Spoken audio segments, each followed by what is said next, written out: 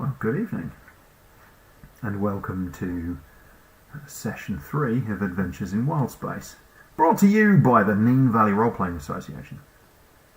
That's us. That's the people that you're looking at on screen right now.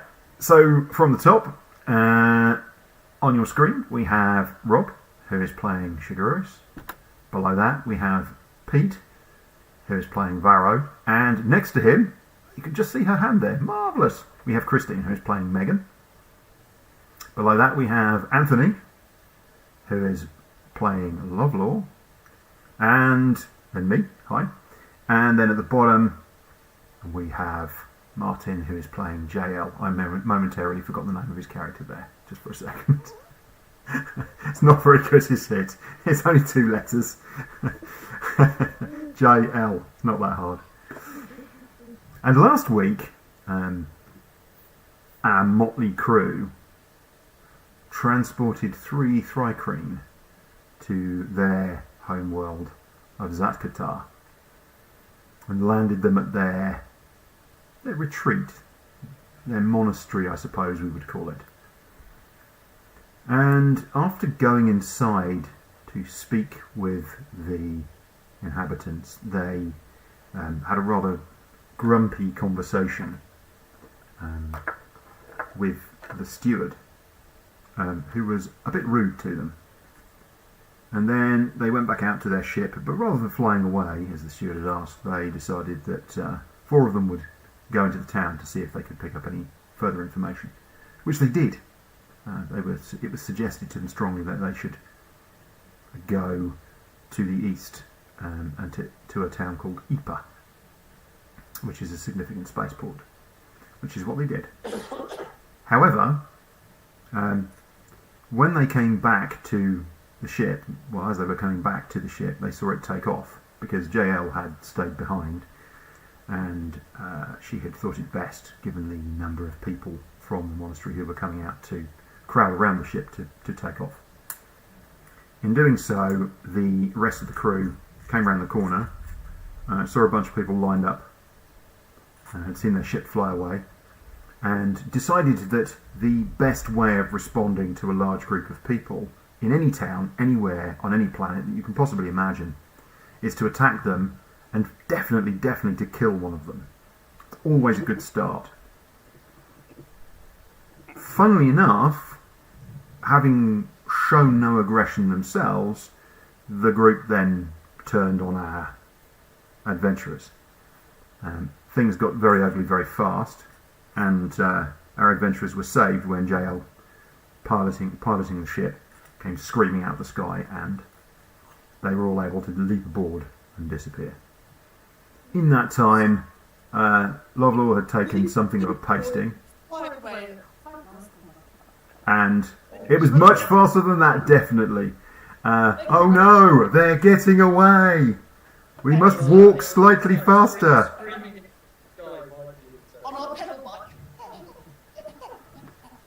We'll draw a veil over that, I think. Maybe you can just have quick bursts of speed. Who knows? Varro had taken a sufficient pasting to have knocked him on his butt. Lovelaw had taken a good thwacking at the same time, but his gigantic stature and his toughness was able to stop him from also being knocked down. So a hasty retreat was beaten. The crew have now made it to Ypres and to the spaceport at Ypres, and are just arriving, and in that time have managed to recover. And so the spaceport is in front of you, and the town is laid out alongside it. This is all on a flat part of the desert, so there's kind of a big desert section, and to your right you can see hills and sort of some greenery and water, and you can see that there's a small lake, and there's a river coming down out of the hills that seems to be feeding this small lake, and you think that's probably why this place is here. It's a big flat area. These buildings are different. I think I described this last week. These buildings here are different in that the buildings in Bell were slightly strange looking. You think probably designed by the local Thrycreen, who seem to have a very weird sensibility. But Ypres is much more conventional. Most of the buildings are very low. Again, they are stone built, and there isn't a lot of ornamentation. But you can see that it's quite different. It's quite regimented. It's laid out on much more of a grid pattern, rather than being sort of more kind of tucked together and more complex in shape.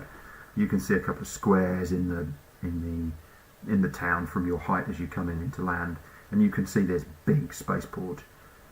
I say big. There's probably about 20 ships. There's probably space for about 40 or 50 ships of your size here. There are some larger transports and some smaller ships as well, all sitting on what is essentially rocky ground, levelled rocky ground. And you can see a number of buildings around the spaceport, some larger warehouses and some other smaller buildings as well.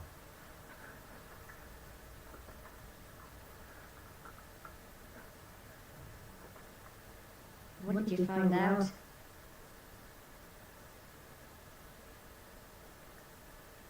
We found out that the Love Lord likes using the word dick a lot.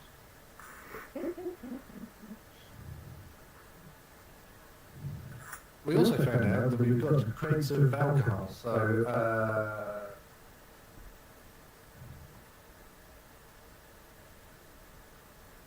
we had crates of alcohol. I think Lovelord's been drinking again. That's why we didn't hear much from him on that whole entire show. He's trying to heal. Is it like the cartoons? You went, and then the alcohol sort of spurted out of various holes in you. Terrible. Anyone have fingers to try and plug them all? I think if you want to get an actual answer out of us, you should probably ask Varro, maybe Megan.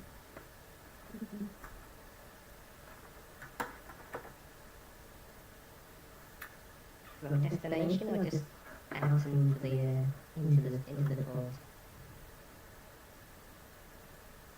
I don't know, what are we doing here?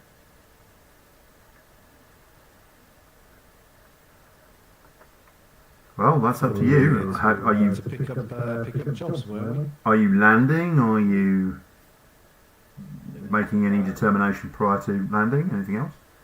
No, we'll land. Barrow has spoken. Okay. Just don't make me laugh, he says. It only hurts when I laugh, you bastards. Good. So you come into land. There's actually a spot sort of kind of this side of the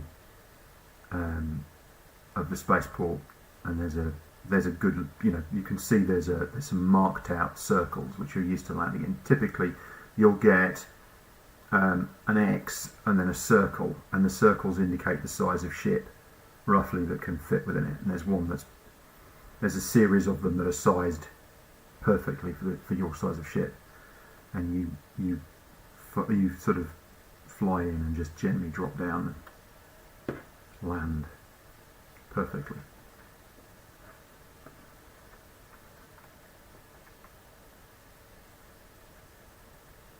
As you are you all going? Are you all leaving? Try not to get us kicked out this time. Do we want to leave someone on the ship? Yeah, I'll take a turn. Right. Okay. I'll just climb up to the ballista. No, the ballista's up below. Climb up to the. No, the ballista's on top. Let's have ballista's on a. top. Yep. I thought the ballista's underneath. Well, is revert, and on top was the mangonel, or the. No, this is the updated version of the Wasp. If you like, it's the 5E Wasp. So I'm not hang on. seeing if it's on there, John. Oh, okay. thought it was being.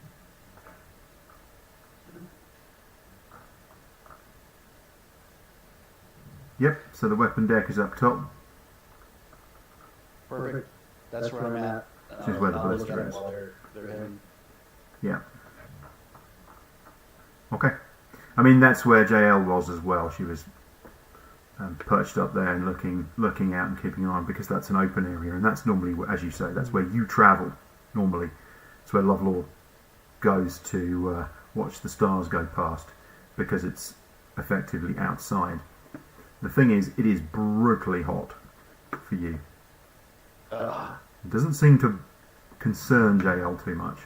So what you do is you take your old woman disguise, which is you find a tea towel from downstairs, you wet it, and you put it over your head, and you steam. And then you tuck yourself into a corner where it's just about shaded. I'll rig the blanket up like a little bit of a tent, get a little bit of cover. Mm-hmm. Okay. I'm just going to move back to here now. All right. So the rest of you walk down in a group to the bottom of the stairs at the back, and you come out and you think, well, probably it's a good idea that we might lock this up in future. Maybe a good thing to think about.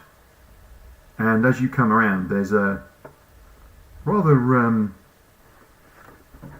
bouncy looking halfling comes over towards you, and she walks up.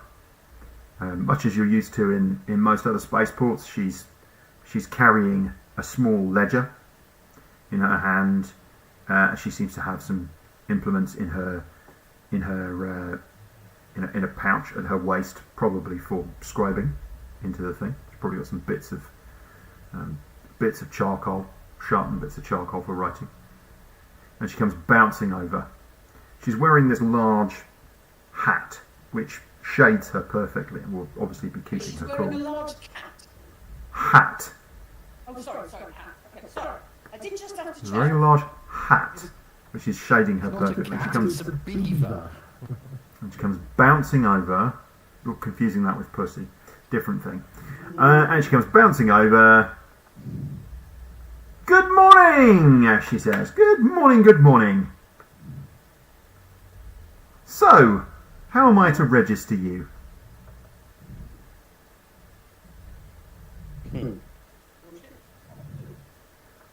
Our ship is the Heart of Gold. The Heart of Gold? Indeed. Good. She opens up her little ledger and you see her scribing away. Now, standard docking fees are 2 gold pieces per day, and we ask for 5 days up front.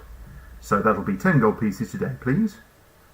If you stay less time, we will return the money to you as you leave.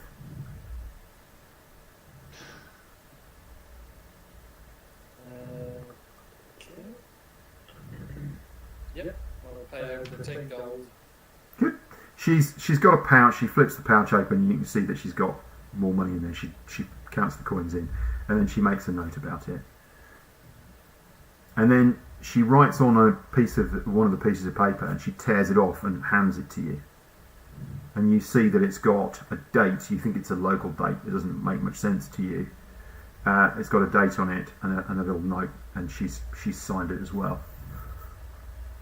So she hands that over. Okay. Bring that back if you need to. Now, she says, and you can see it's printed as well, so it looks like a formal thing. Now, just a few other questions. Where have you come from? Angry people. Sorry, what was that? A load of angry people on the pole. You've come from a load of angry people. I'm sorry, where? We come from Craxis. Come from Craxis. Ah, I said something I shouldn't have, and yeah, they were upset. right. Craxis, understood. You did nothing, dear. Do not take any offence to those very strange monks, whatever they well, the And- I showed them this and they went crazy. Ah, I'm not showing. are you showing her? No. You're not? Okay. I showed them this and it all went down.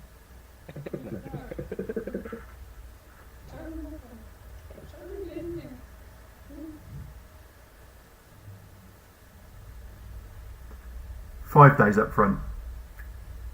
Did I say 10 days up front? No, 5. I thought I said 5. 10 gold, 5 days up front. But she said she would return any unused. Yeah? So if you stay for a day, or if you stay for an hour and leave, that's happened before, right, folks? If you stay for an hour and leave, they will give you, they charge you per day or part day, but they'll give you the money back. At least that's what she's offering. She seems to be offering. So, well, all right then. She looks at JL, a little bit gone out. All right. So, your purpose for being here? Do you have cargo on board? So, To be frank, we came here on a commission, and we're now at a loose end, so we're looking for something for the next leg of our journey. Understood. You're looking for someone or something to transport. Understood. No problem. Well, thank you very much. Enjoy your time here in Ypres.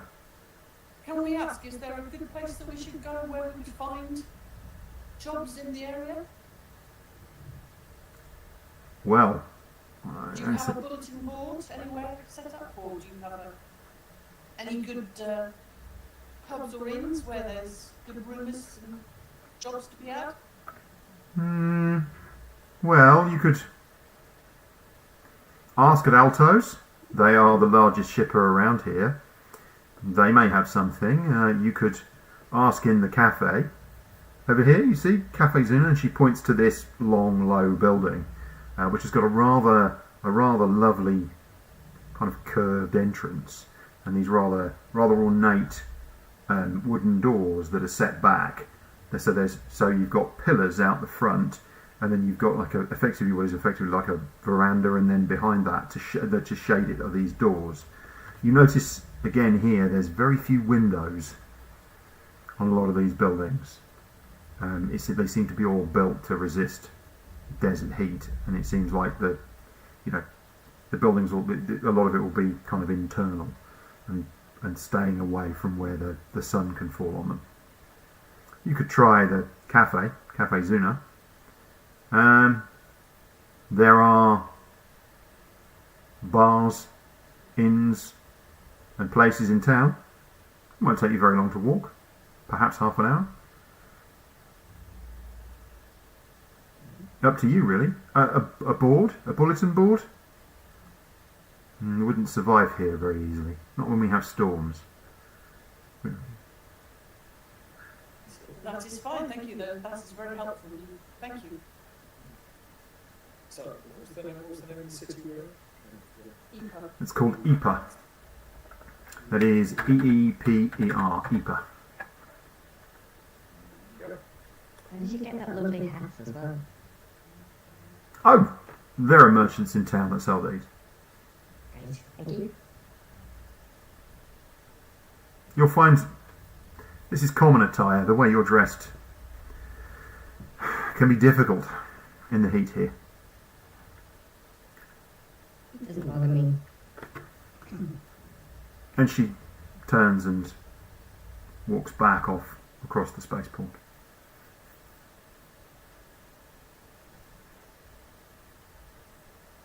You can see there's a building in the distance that you think is probably the office for the spaceport. How about we try the cafe? That's a very good suggestion. So you're walking over towards the cafe, and you walk past. There's a ship just to your right. There's a bunch of ships. You're sort of picking away in between them, and there's one, and it's actually a mining ship. You think, the kind of thing where miners would go out into space and do, asteroid mining and those kind of things. It's this rather sort of squat, blocky-looking ship, and you notice that it's got some damage to the outside. That's currently there's a team of people repairing, and you notice that stood outside, kind of watching them work, and talking to one of them, is a gnome. And he's looking at the ship and he sees you, and he nods in your direction as you walk past.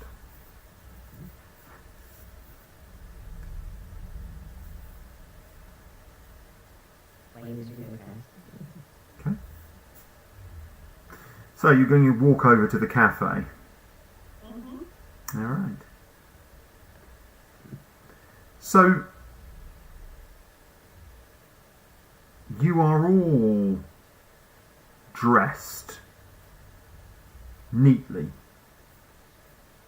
It's fair to say. You've cleaned up your armour and your gear. You're all dressed neatly and tidily. You walk up to the door, and as you approach the door, you realise that there's actually somebody stood outside holding the... Well, yes. Okay, so Shragurius is dressed slightly... Dressed is the wrong word for a plasmoid. It's a slightly the wrong term. But you're all clean and tidy, is what I'm saying. It's not like it's not like you kind of look like you've been dragged your head backwards, any of you, or you're bleeding, or I guess all the issues you have to clean. And there's actually somebody at the door, and they look and they see you, and they nod and they open the door up for you. You walk inside. Much cooler inside. It's a really lovely space. Quite a big space, in fact. Tiled floors, vaulted ceilings, all being held up with these pillars all the way down the building. Lots and lots of tables and chairs, laid out as a cafe. And then you can see, kind of at the back of the room, there's some sort of serving counter and some doors through beyond that into what looks like probably some kitchens and some storerooms and so forth.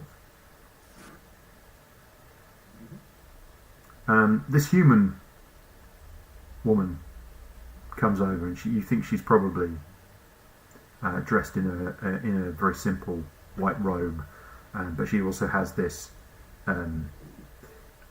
blue apron. That's the word I'm looking for. Thank you. She's wearing a blue apron, and she comes over, and she said, "Good morning. Breakfast, perhaps? Pastries?" Oh, pastry. Yes. Lovely. Yes, please. This way. And she comes over she shows you to a table. It's nice. I mean, it's nice. There's potted plants in here. It's way more upmarket than anywhere you've been to for quite some time. You wouldn't think, I mean, not to the degree of it being ridiculous, but you can see that there's other people dotted about, and you're not seeing any of the, you're not seeing miners and dock workers and people like that. You're seeing slightly smarter, slightly better turned out clientele. Where are you travelling to then? That is a question we do not know the answer to yet. I'm hoping we will find one soon. Well, good. Now, can I perhaps interest you in some food and some drinks? Eyes me. Yes. Yeah. I'll bring something for you all to share. And she bustles off. Within a couple of minutes she comes back and she's carrying a tray, and then there's two other servers also bringing trays, and they bring a tray of bread and meat and cheese, and another tray that's full of a selection of pastries, and they lay out cups, and they pour coffee, and they bring a big kind of silver jug of coffee, and they pour that out for each of you. Enjoy. And she goes. No, thank you.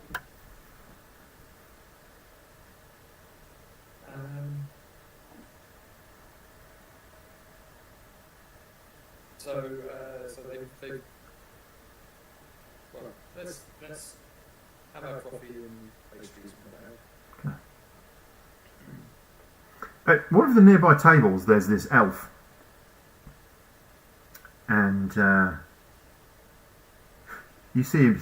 He gets up and he turns and he comes over. He says, "Madam," he says to you. He says to Megan, "Madam, forgive me. I'm sure I overheard that you were not sure of your next destination.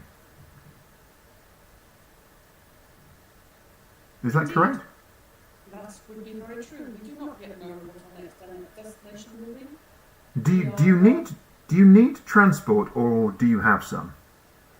No, we have transport. We just have not yet found a suitable job for us to take us to our next place of interest. Well, this is slightly inconvenient for me. And you're looking at this guy, and there's something about his method of his sort of his manner of dress and everything else that puts you in mind of the fact that he is probably a wizard. You know, he's not wearing a pointy hat, and he doesn't have a long beard, and he's not carrying a staff. But there's just something about the nature of him. You know, he's not carrying any physical weapons, but he's got a belt pouch. He looks, he's not armoured, but his clothes are, you know, well turned out. But they're the kind of clothes that you would wear on if you were travelling, and if you were potentially going to be, you know, away for periods of time. All very sensibly dressed. And I'm Leos, he says, and I am looking for transport back home. It's on this planet. It will only take you a day there and a day back if you have a jammer. It sounds it's not yet. What, sorry? Sorry, I'm speaking out of character. Oh, sorry, I didn't hear what you said. I'm waiting for him to tell us if he wants to go back to his Bell. Bell. Anywhere but there. Yes. Sorry, I interrupted you. Yes, so he says, yes, he's saying to us, he's looking for transport back home. Yes. Okay. I would be willing to pay for your time 100 gold pieces there and back there. Where you go beyond that is entirely up to you. 48 hours. If that's of interest, please let me know. I'm finding this a little bit short. Since I came back onto planet here and I landed here, I'm finding it's a little bit difficult to get transport. There doesn't seem to be many here who are looking to transport passengers. I think it's just the time of year, you know? Oh, just the time of year, you think? I think so. Can I just do a... Sorry, did we ask where home is? Where would your home be, sir? Apologies. I will tell you that once we are airborne. I know that's a little strange as a prerequisite, but I'd rather not share that information too widely. Nowhere, That is understandable, okay. But, yes. nowhere dangerous. No. Certainly shouldn't be. I think the one thing we would have minor problems with is if perhaps your home was Bell. No. All dangerous. That is not a problem, no. The mining town. Just a ways to the west. Yeah.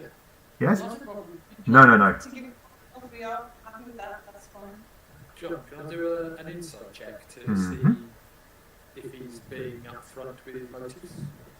You can. I mean, of course, he could be trying to bluff you.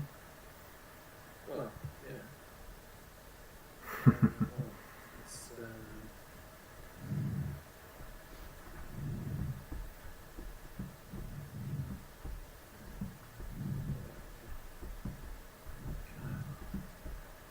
that's interesting.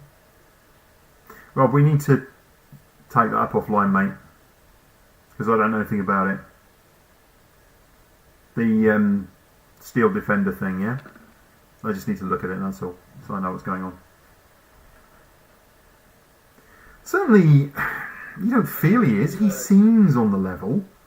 I mean, he's obviously hiding something. He doesn't want to tell you where it is, but the fact that he's told you that it's somewhere else on this planet and it's, you know, it should only take you 48 hours to get there and back, he seems to be telling the truth about that. And you asked whether it was dangerous, and he said no. And again, he seems to be on the level. He could be an expert at bluffing. You're not sure. What do we think? Sounds good. Does As the guy still stood there, if we, I'd just simply say, if we knew where the destination was, two payments, one jet. Sorry, mate, I just lost you there. I don't know what happened. Yeah, we literally. He basically said if we knew where the destination was, then we might be able to pick up a cargo as well to take, which would be two payments rather than the one. But the gentleman did state he does not want to give us that information until we are in the air. I think best, you know, that's fine by me. I understand that position. Plus, I mean, what are the chances? You know, could we find a cargo on short notice to go to that particular destination? Probably not. What I say? We haven't even looked at the cargo port yet, have we? So, No, but I mean, it's might only be 2 1,000 cargo places. Yeah, but it's only 2 days out of our time, so you know, hey, why not?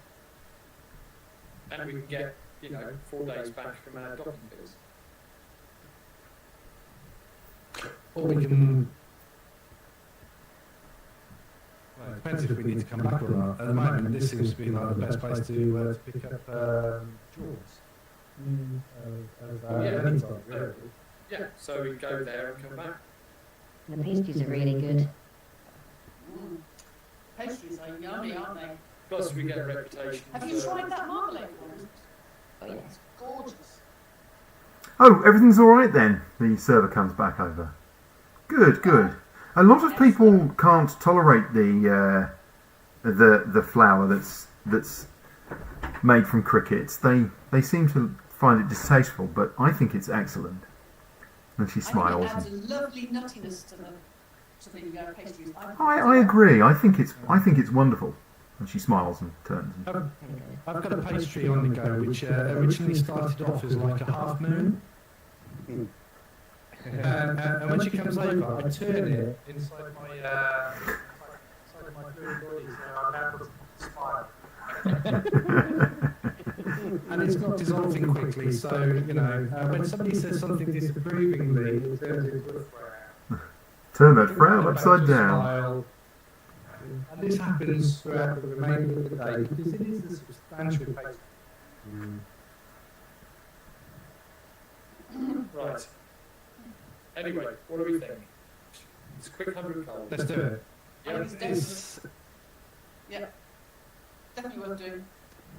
Barrow, Megan, JL, it sounds like it's such an easy job, an easy drop off, an easy payment. It is going to give us much fun. We're going to need to stock up with ale, spirits, war spirits, dragon blood spirits, because love's going to. Yeah. You have not exhausted the crate that you had before. I mean, simply you couldn't. That's true. We just That would actually, picked up a big crate. if all of you consumed that crate within 24 hours, you would all be dead from alcohol poisoning, and that includes Lovelord.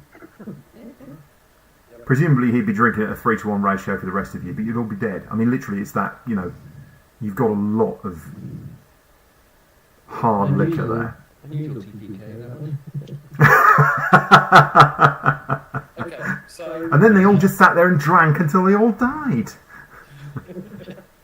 Great role playing. as I recall, you did start off our previous adventure with an NPC. Who died? From alcohol poisoning. Yeah. Yep. She drank a whole bottle of arak. She was already smashed, and she was a halfling, and it killed her. Yeah. Yep. Was that Take over her job and responsibilities. early in Zarkamark? I think I missed it. Yes, you joined us a little bit later, so yeah. The very first thing is they all got together in this flop house, and that night there was drinking, and one of the things was there was a kind of like a quizzy competition going on, and their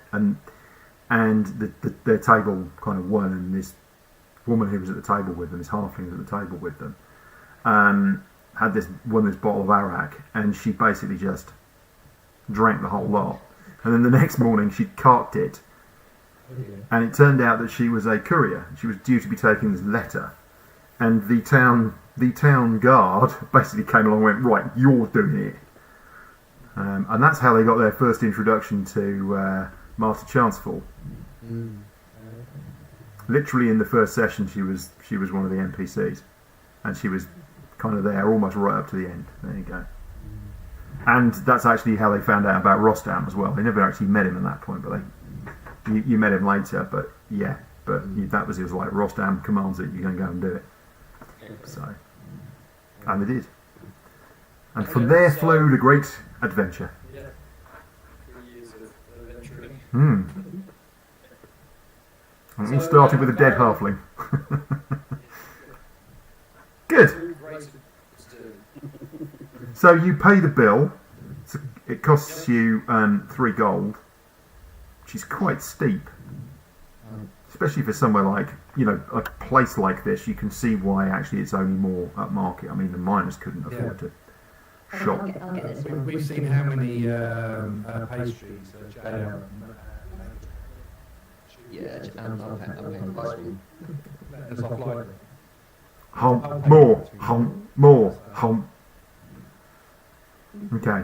Basically, I stick my 3 gold down on the table. No, JL paid. She already paid. Yeah. It's not 3 gold each, it's 3 gold. You've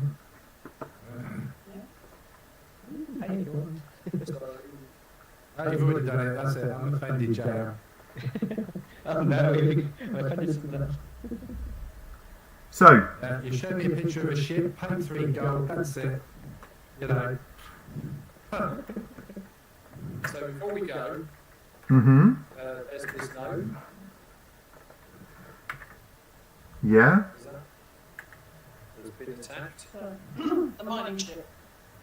There was the gnome who kind of nodded to you as you walked past the ship that was being repaired, yeah. Yeah.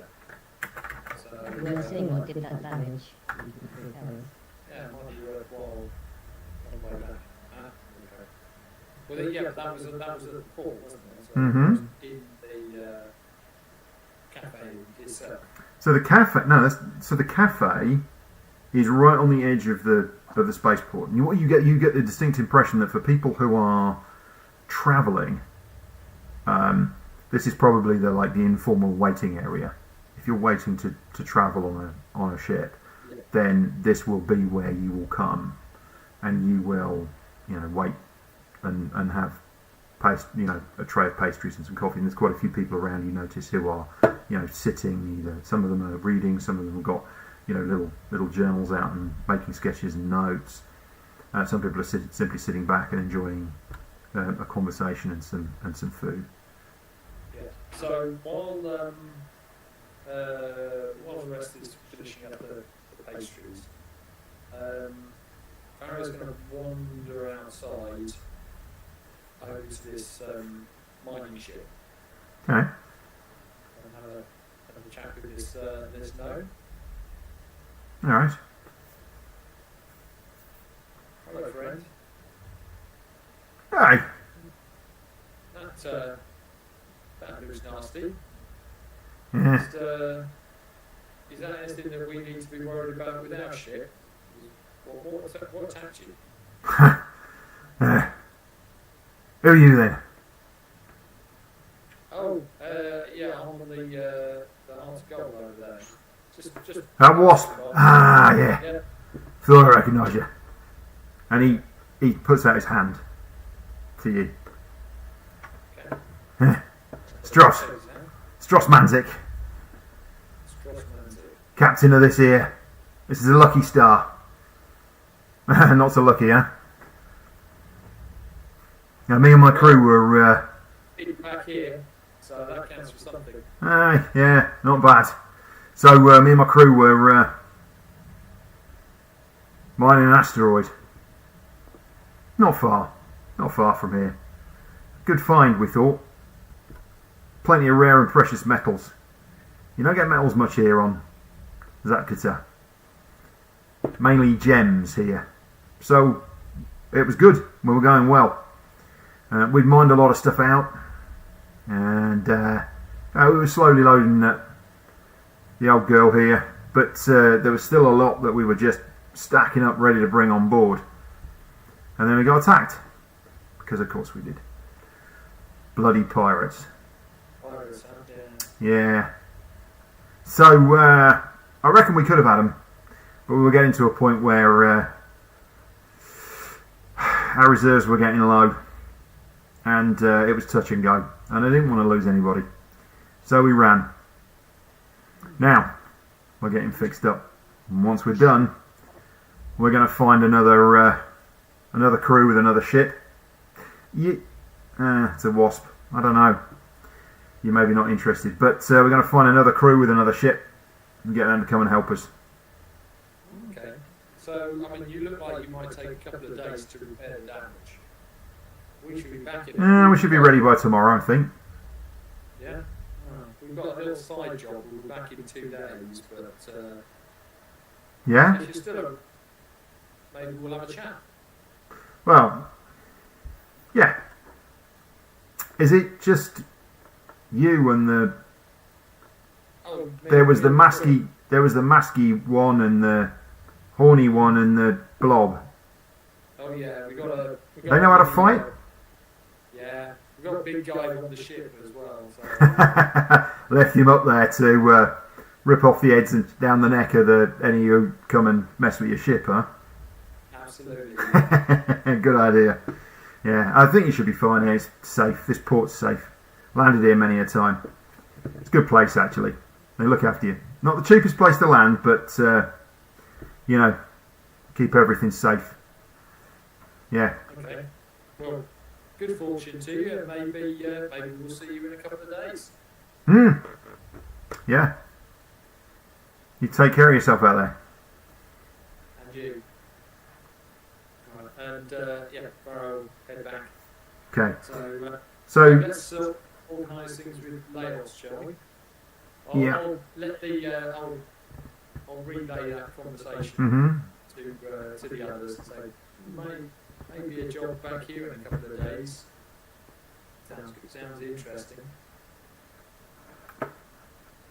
And so yeah, we'll talk about obviously pirates, asteroids, precious metals, that kind of thing. We'll just have a bit of that then.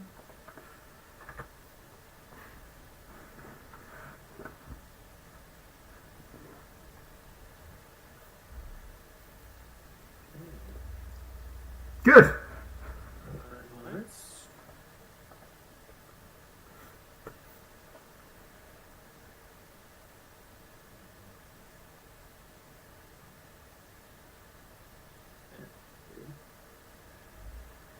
Next time we server comes over, Jay always asks, What do you do for entertainment around here? So, things to gamble or game or reading or what do you do for entertainment? Yeah. There are places in town, as I mentioned. Any favourites? For me, I steer clear of most of the places. Red Flagon's good. My sister works there. Miners Bar. I have some gambling tables. There's usually a bard or two in as well.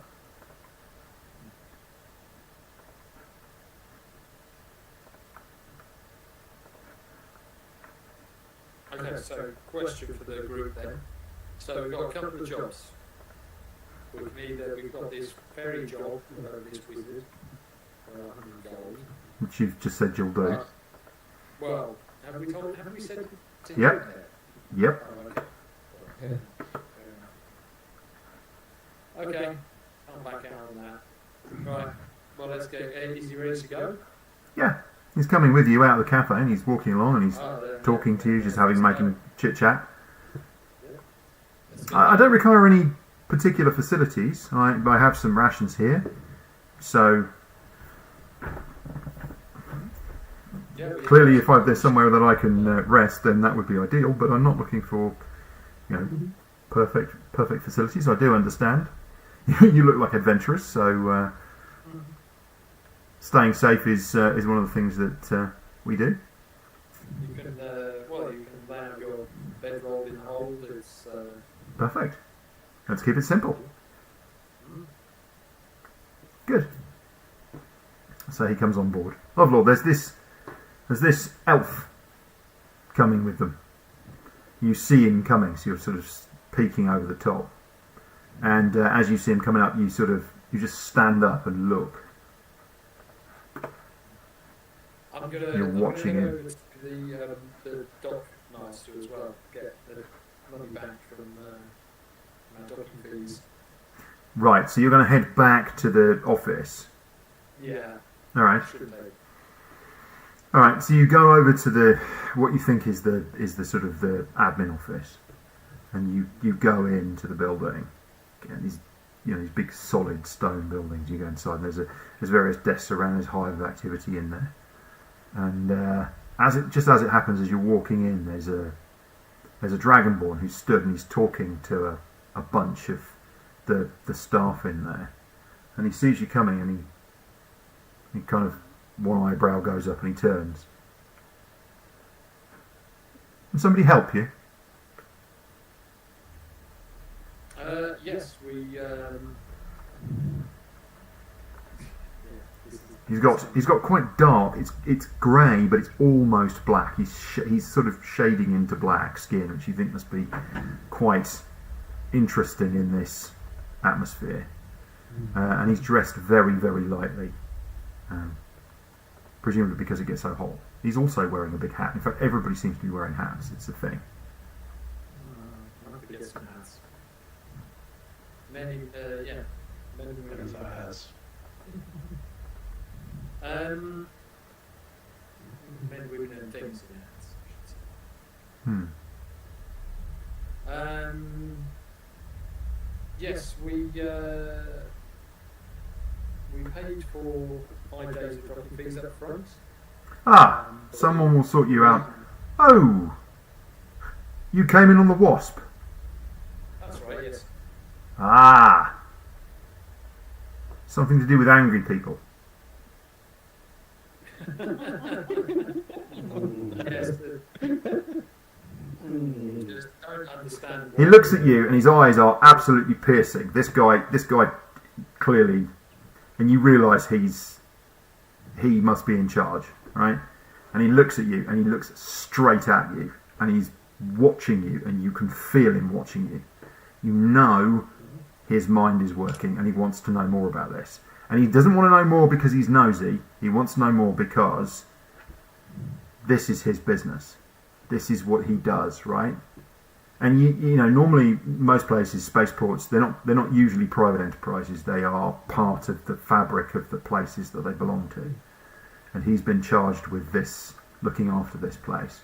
And you, one of your team, said some interesting things, and he's alert to the possibility that that might mean that the angry people might come here and be angry with you here, which he doesn't really want. Yeah. So and you can just see him looking. He just lets the thing hang, and he's just Well, that stood was, looking at you. Cultural misunderstanding. Really don't understand what went on there. But anyway, we've left that all behind us. You'll be needing to make a bluff check then, yeah?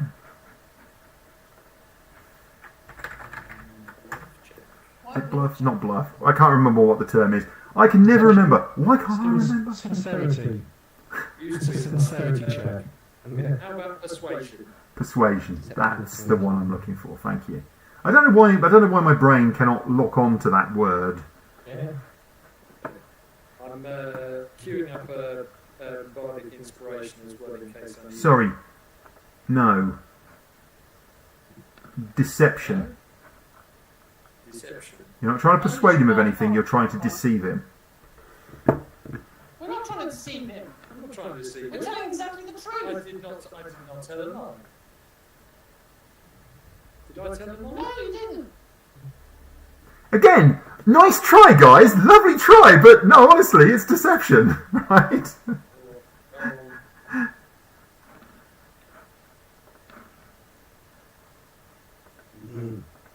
You can see that he's not convinced by your answer. And it hangs in the air after what you've said, and it hangs that little bit too long. Just that little bit too long. But you're leaving now, correct? Yes. Yeah. Yeah, if I have my way, we're leaving the whole planet. Understood. Buying some tape to shut JL up. No. It's always supposed to be yeah. Well, anyway.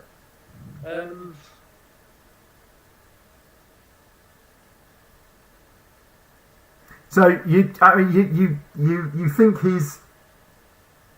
his issue is that he wants to protect what he's got. He wants to know if there's any dangers incoming. His concern is if a bunch of angry people turn up and want to make war with you in his spaceport, things might go wrong as a result of that, right?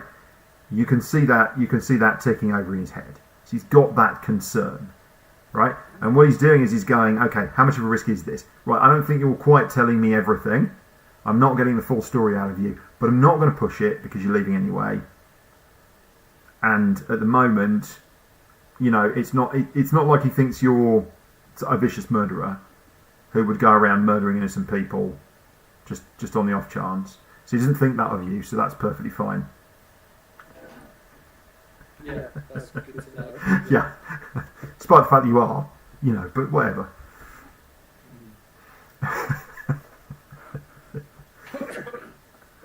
Right. So he, the refund? yeah, they give you back all but today's fee. Yeah. So take gold back. Yep, that's Good. correct. Yep. So Lovelore, you've been introduced to this elf. And been told that you're going to take him on a short journey, but he doesn't want to tell you where that is until you've taken off. I loom. Mm-hmm. He's actually really pleasant. He comes over and he says hello, and he actually shakes hands with you. He doesn't seem to be in the slightest bit concerned about your size. You are significantly physically larger than he is, and he asks you a few questions. He asks you about some of your tattoos, and he asks you, a few other bits and pieces. Not like he's probing, not like he's trying to find out stuff about you. He's just very pleasant and very personable. He seems fine. I'll make yourself come. Thank you. I'm going to set up here, if that's all right. You said in the hold against this wall here. Is that all right?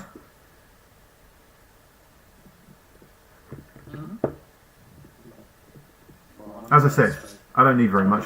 We'll be there in 24 hours. Yep. If you want to take off kind of in a southerly direction but gaining height, they're going to need to get out of the atmosphere. Once I'm back there, yeah. Yes, it does lock from the inside. We established that there is actually a plan. a I have a problem. cunning plan. Not for now because it's pointless, but the next time we dock a port. Mm-hmm. And is there a way to jury rig a piece of rope, the handle, etc., bolt Don't- the door on the inside? You don't need to. The situation you're in is that the Right. door is boltable from the Sorry, inside. can I just It- finish? Yeah. Right. So, this is my thought. Okay, for my cunning plan. Mm-hmm. I've got an immovable rod. Okay. Right. We've got a servant that's left on the ship. Mm-hmm. Because I don't take him out when we just dock to the port. Yep. It's pointless. Okay. That's just going. I mean, that's a strange thing to be walking around, and most people are probably me. Okay. So depending on our talk after, we've got a movable rod. We can then position it in place. The servant can go about and do whatever, and then we'll actually as long as we can get an extra service space. That means that we don't have one player on the ship. Have a think about it, see if there's any reasons why we can't use it as caricatures of it all. Okay, but that's my cunning plan. Sorry, let's move on. So, you said that the door locks from the inside. Does it lock from the outside as well? That's what I was getting to, but it's not important. Cool.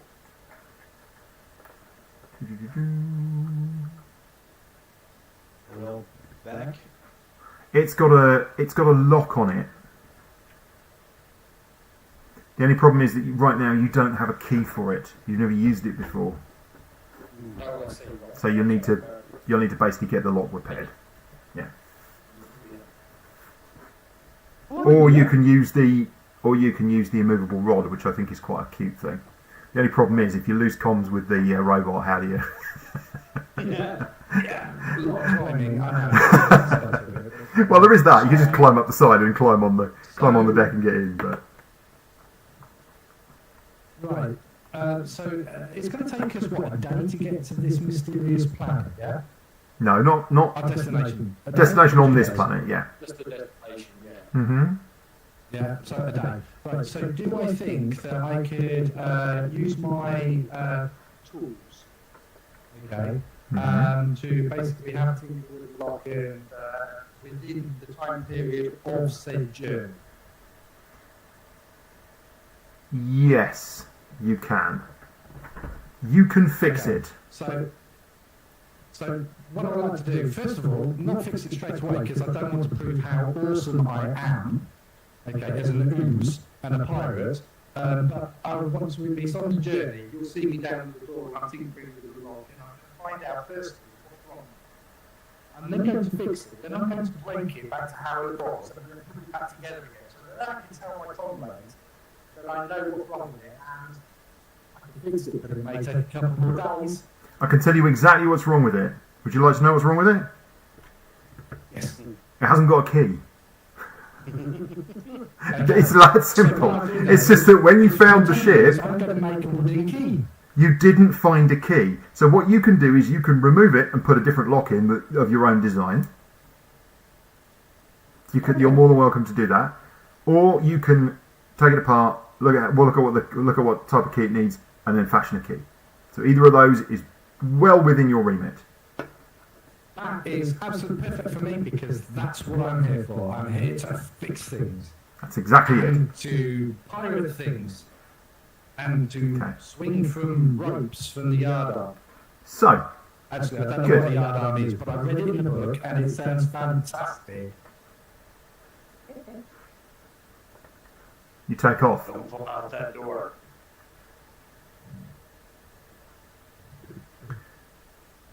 You're all stood, looking at one another and feeling a little bit strange. It's something's a strange blur, and you can't quite work out what it is. There's kind of some kind of wavering in your realization, and you're not quite sure what that might be. And then suddenly you all take a breath. You're looking at one another. You're stood together in the galley. Why are you in the galley? Ship's not moving. You go, you have a quick look. You're on the ground. Okay. It's Epa. You're in the spaceport. And you can see in the distance the halfling. She's just come out of the office and she's coming towards you. And you can stood in the office doorway. There's that dragonborn and he's looking. He's looking to see what's going on. Your memory, your recollection of the spaceport is that you thought you'd taken off. We did, we took off. Not a couple of minutes ago. But you're sure there was a big transport ship just over there. And when you look, The ruined mining ship. it's not ruined, it's just damaged. Damaged. You look, the Lucky Star is sat in the same position on the pad, but the repairs are complete now. And you don't know quite how to process this. You're all just looking at one another, but you have no recollection of what's happened or how you got here. It's aliens. We've lost Sitting. time. Sitting on the countertop in the galley is a purse. A little leather bag. And, Lovelore, it's you that looks at it and is confused and reaches over and opens it up. And inside, in gem and coin, is 100 gold pieces. That's good. Bloody wizards. But Lovelore, there's something wrong with your shoulder. It aches. Sure it didn't before. Check. Hey, look at this. Any And Varro, one of your ears is sore. And you look down at your armour. There's a couple of sort of marks. They're minor marks, but nothing significant. Shaggy, your weapons, in fact all of you, your weapons look like they've been used. They're not oiled and clean like they were before. You're all a little bit dirty, a little bit weather worn.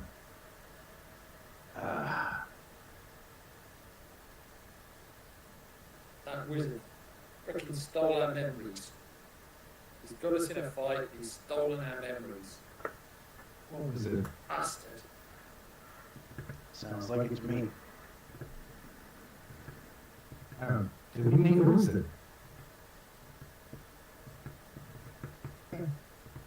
Yeah, we did. That wizard, weren't we? We've just taken. Last thing I remember is we just took off. Does anyone else remember anything after that? No. I can remember tinkering with the lock. I went down to the door, Mm-hmm. and then I went back. So you ran down to The door's exactly the same. you go down to the door, and the lock is there. But you look into your tool pouch, and there's a key that wasn't there before. And you take it out and you put it in the lock. Clunk, clunk. It works perfectly. The lock is beautifully oiled. You think the lock was probably a bit messy. You seem to remember that the lock was a bit messy before. but now it's perfectly it's in perfect condition and works perfectly. And you look at the key and you know that you made that, but you have no recollection of making it. Worth seeing if anything's missing. Yeah, let's They check go out and show the guys. all of our stuff. Although if you left us 100 gold pieces, chances are you. I think somebody fixed the lock and stuck this key in that I made in the pouch. So you probably fixed the lock and then the memory of it was taken from you. Is that possible? I can't remember. I can't remember fixing the lock or making the key. Well, we've been. I mean, just sort of from looking outside, we've obviously been gone some time, but not too much time from the look of it. Check the rations. So, you do exactly that. You check to see if anything's missing. Oh, Lord, actually, you check the rations first.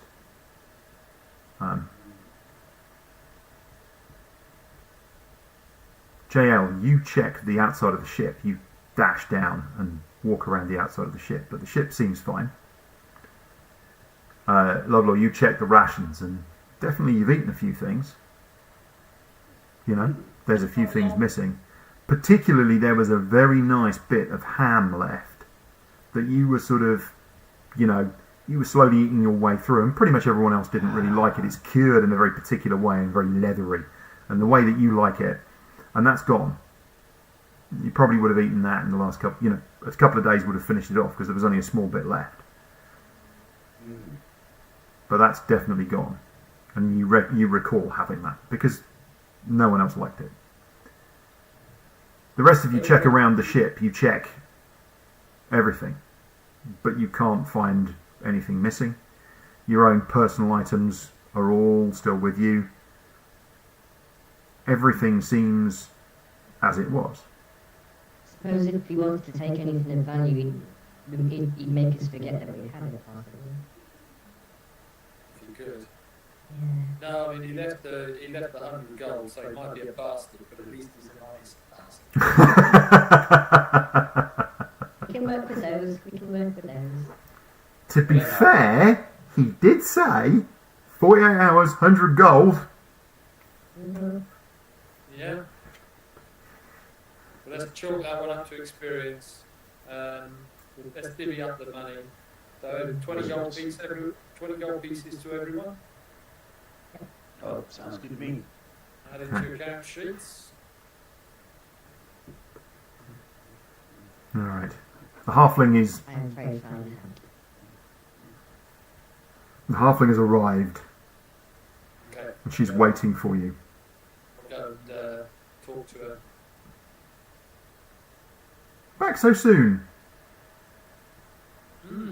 Yeah, only a couple of days. Indeed. In fact, I think that's almost exactly 2 days, isn't it? Yeah, it was just a quick trip. Good. Yeah, we're back again. So Did you were giving, there was an elf you gave a lift to, is that right? Yeah, Hmm. that's right. I thought I saw you.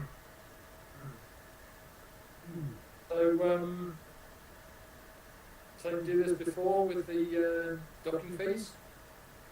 Indeed. Okay, I'll pay up, get the chit. Mm-hmm. Oop. Excuse me a second. There's that one. We'll go back to that. Megan. On the star chart. 2 days is any direction. You drew a circle. What are we looking at?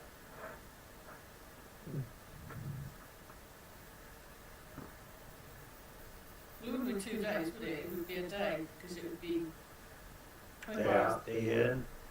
Yeah.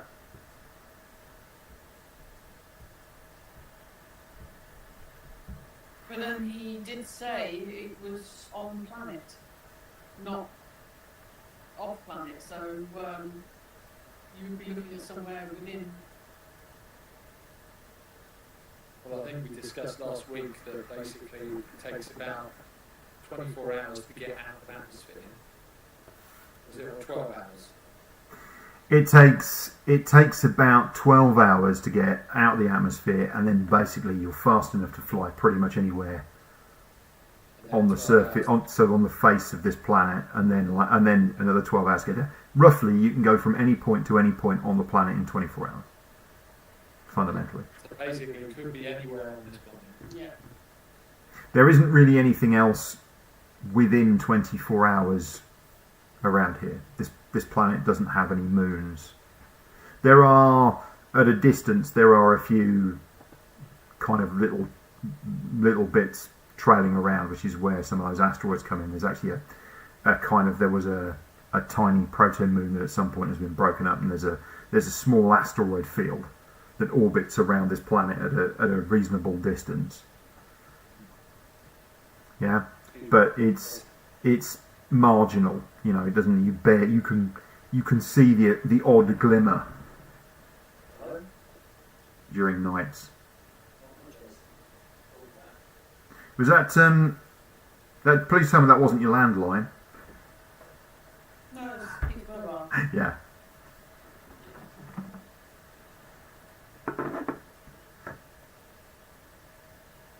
There's an electrician we've got hopefully lined up to do some electrical work around bungalow. Cool. No problem. We can just have a brief break. Does anybody want to get a drink or anything like that? Sounds good. 5 minutes? Yep. So we'll hit the pause there, and we will be back in about 5 minutes.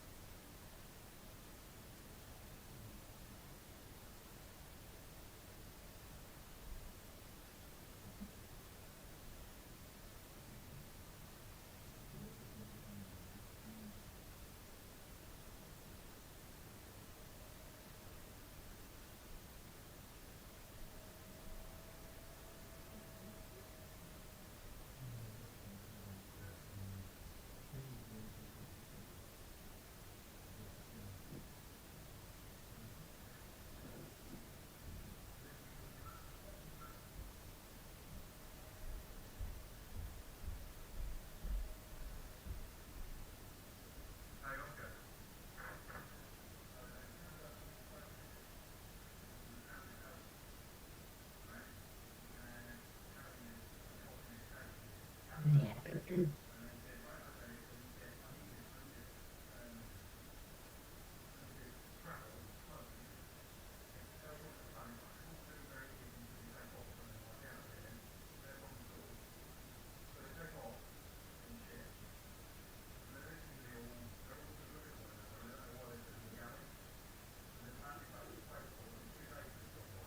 There'll be some kind of pool going on.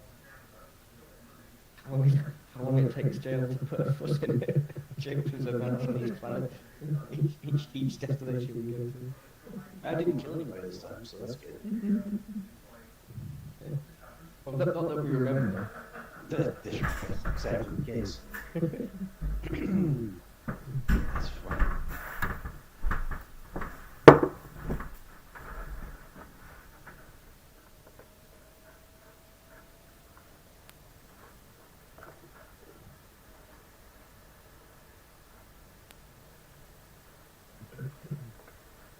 So an unexpectedly joyous thing, but Oscar is working his way through all of the Marvel movies at the moment. He's watching all of the Infinity Saga. So he started literally with Iron Man. I told him to ignore Hulk. He didn't need to worry too much about that. But he started with Iron Man, and he's now up to Age of Ultron. He's just finished watching that, but he's kind of binge watching almost like a movie a night, watching the entire saga, the entire Infinity Saga, which I think is great. I think it's really fantastic. So yeah, I mean, there's a few of those films that he's watched slightly out of order. Like he watched all of the Guardians of the Galaxy movies. There's a couple of other things we've seen as well, but yeah, he's thoroughly enjoying going through and watching. What did he watch last night? Would have been Winter Soldier, Captain America: Winter Soldier. The famous sequence in the lift. Before we start, does anyone want to get out? All memes. Yes. Yeah, so can I just big this stuff up as well? I don't know if anybody's ever seen this before. Christine, possibly, because I know you shop in Waitrose. No, I don't have shares in either. But this is a French non-alcoholic cider. And it is basically apple juice and fizz. That's all it is. And I have to say, it is one of the nicest of those sorts of things that I've ever tasted. It's slightly sweet, but also kind of slightly dry and sharp. It's fantastic. So if you're a non-alcoholic consumer like me, it's well worth it, I think.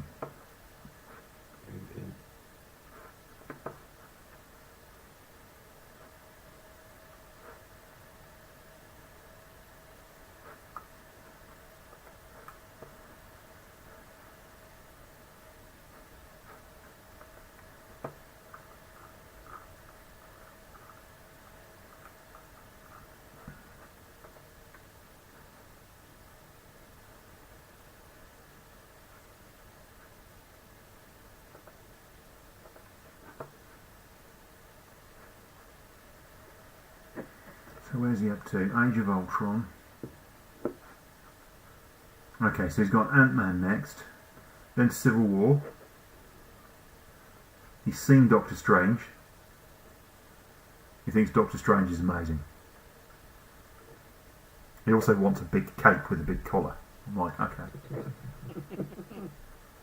He's seen Guardians of the Galaxy Volume 2, and he's seen Spider-Man Homecoming.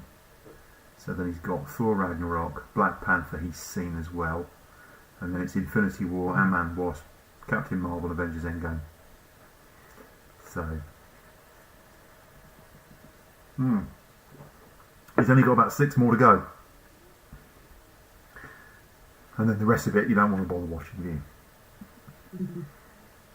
Once you get past the Avengers Endgame, I think pretty much it's sort of... the quality falls out of it, doesn't it?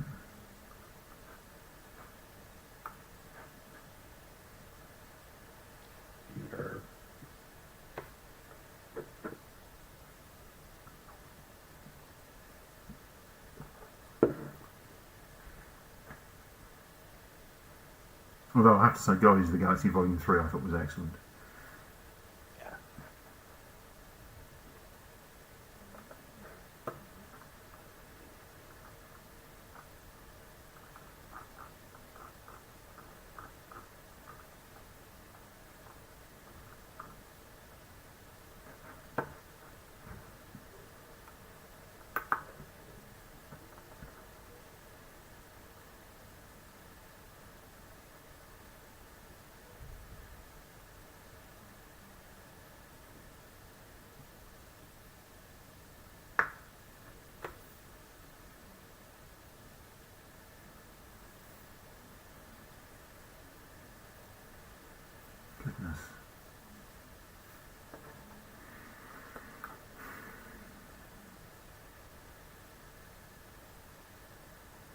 Goodness me.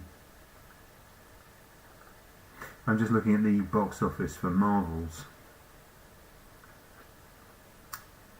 and it's only taken $109 million so far. Yeah, they're struggling with this one. Yeah. I'm sad for them because, I mean, it's not a bad thing to make a great movie with a bunch of female strong characters, etc. But it seems like that keeps failing us. Sorry about that, guys. A lot of people seem to be saying that Iman Vellani is excellent as Miss Marvel. That's certainly what the reviews, most of the reviewers, even those who are, quite down about the movie being a bit of a mess and, kind of all over the place, they say that Iman Vellani is excellent. Oh, well, I've heard everything from really quite good through to really fantastic. I get a distinct impression that there's a lot of to do with the fact that the script let it down in a big way, and it looks like it's been butchered. It looks like shot, reshot, reworked, fiddled with. So yeah. But there we are. This is how these things go, isn't it? Unfortunately, it was never going to. I don't think it was ever going to really, as in the Marvel Cinematic Universe could never survive forever. And I think having had two of the biggest movies of all time, kind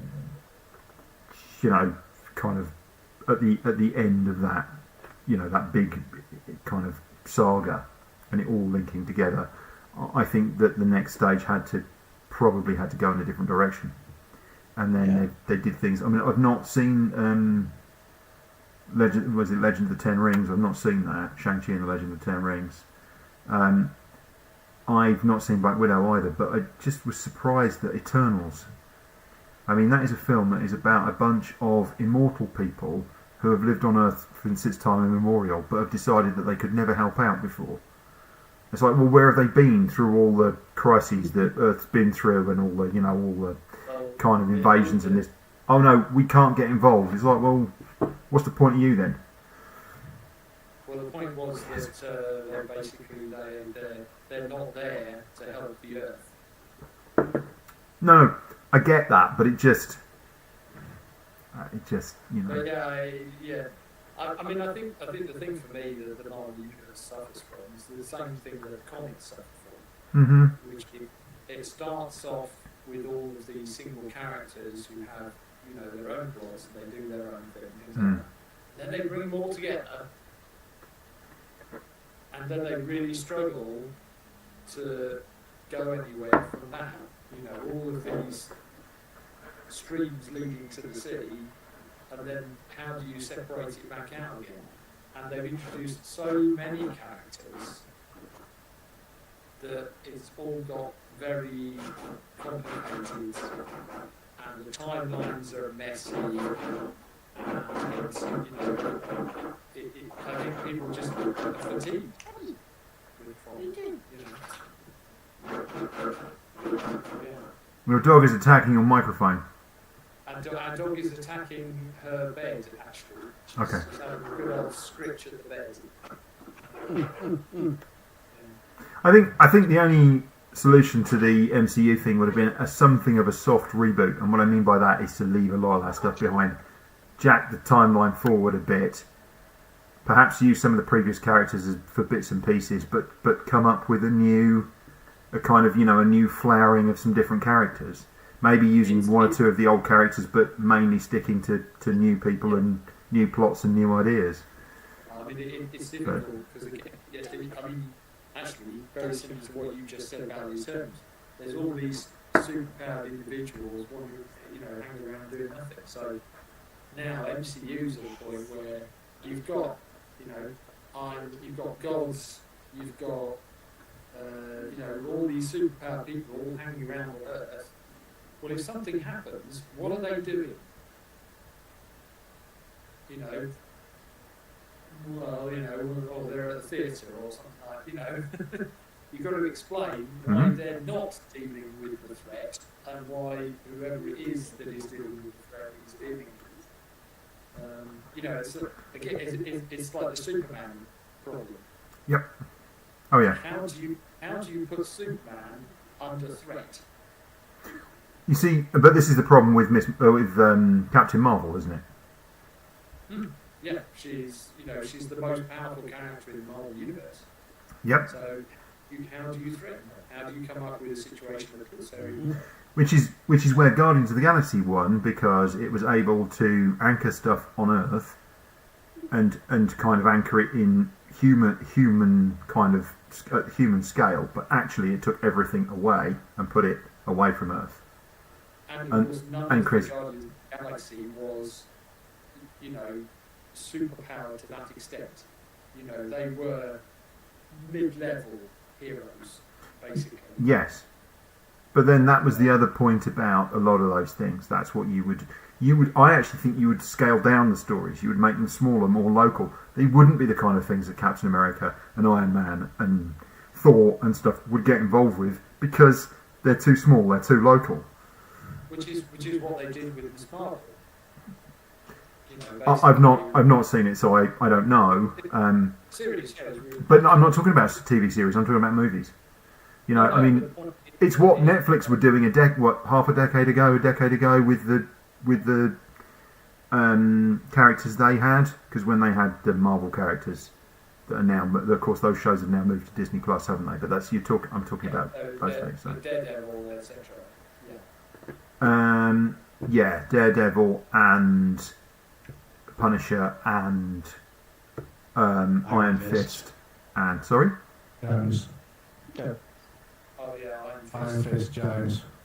yeah, and who was the woman with the mental powers? Oh yeah. Yeah, Yeah. yeah. So I don't know. Anyway, I'm not paid the big bucks to sort that out. So you know, off you go, Kevin Feige. Get it sorted. Kevin Feige will, yeah, he'll do it.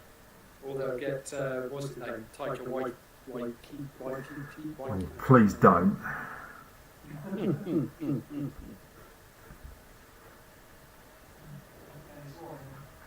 So, she's obviously switching so that she can go outside.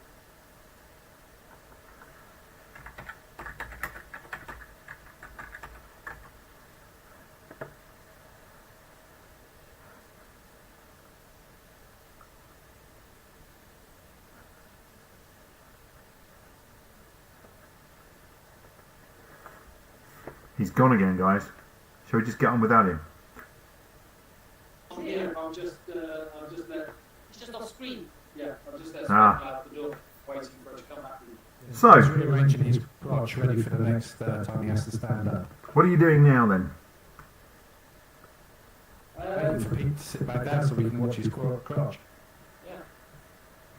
Let's watch the crotch. We can go and talk to this guy with the mining ship. Does anyone fancy beating out some pirates? Yeah, sounds good. Hang on, but we are pirates. That's what we do. Pirates beat up other pirates. Sounds good. Am I on the wrong bloody ship? I thought this was a pirate ship. I put the Jolly Roger and everything, mate.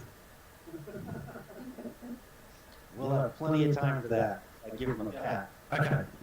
All right, then, love. Okay. I trust you, love. Don't let me down. Don't let that Barrow think that we're a legitimate industrialist business. We're there to make, pillage and steal. Essentially, And make fictitious contracts to say that we own stuff when we clearly don't. JL's very good at that. I've seen the forgeries. They're brilliant. she does have a forgery kit. Can I just point out? That you really do own this ship, though? What do you think?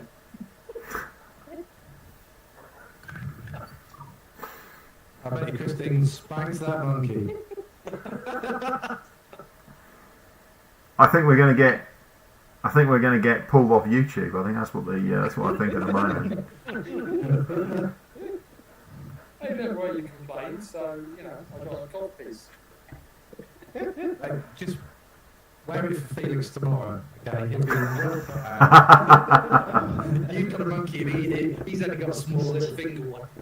This is a crossover. This is an amazing crossover episode between the. We literally are crossing the streams at this point, aren't we? This really is what's happening. Anyway, shall we get on? Yes. Right. Okay, so you go down and you give the 10 gold pieces to the halfling. Okay. We lock the door. And she gives you another chit, signs it over, nods, and off she goes. And as you can see her walking back across, she literally comes straight out to you, does the chit, and then you see her directly walking back to the office, and you can see the Dragonborn stood still in the doorway with his arms folded and his big hat, Yes, looking at I'll you. just smile and give him a nod. I just completely ignore him and carry on walking. Okay, so the lucky star is just sitting on its pad. There's nobody around it. It's just sat there. I think we need to restock with a few supplies. If there's somewhere we can do that here, the bounty somewhere. Yeah, we're missing a thing of ham, aren't we? So, you know, Yeah, I think we need to get some Rumble will be very pissed off if we don't replenish the ham. Yeah. Be nice. If we could get That some of was an 8-year-old. those bug pastries, I think you really like those. And hats, we need hats. And hats. Mm. Yep, What do we need hats for? hats. Because everyone else has hats We want to look like the rest of them. in the weather. We want In big this floppy heat. hats. Okay. I want a face then. So we're going to look for a milliner. Okay, so We'll just need to the market. Get you some- all come down and out the back of the ship. You're locking it behind you. Yeah. Are you doing something else? Locking up and setting the alarms. No, just looking it. We've been told that it's safe here by the gnome. Well, that's what Barry said before. So. Activated.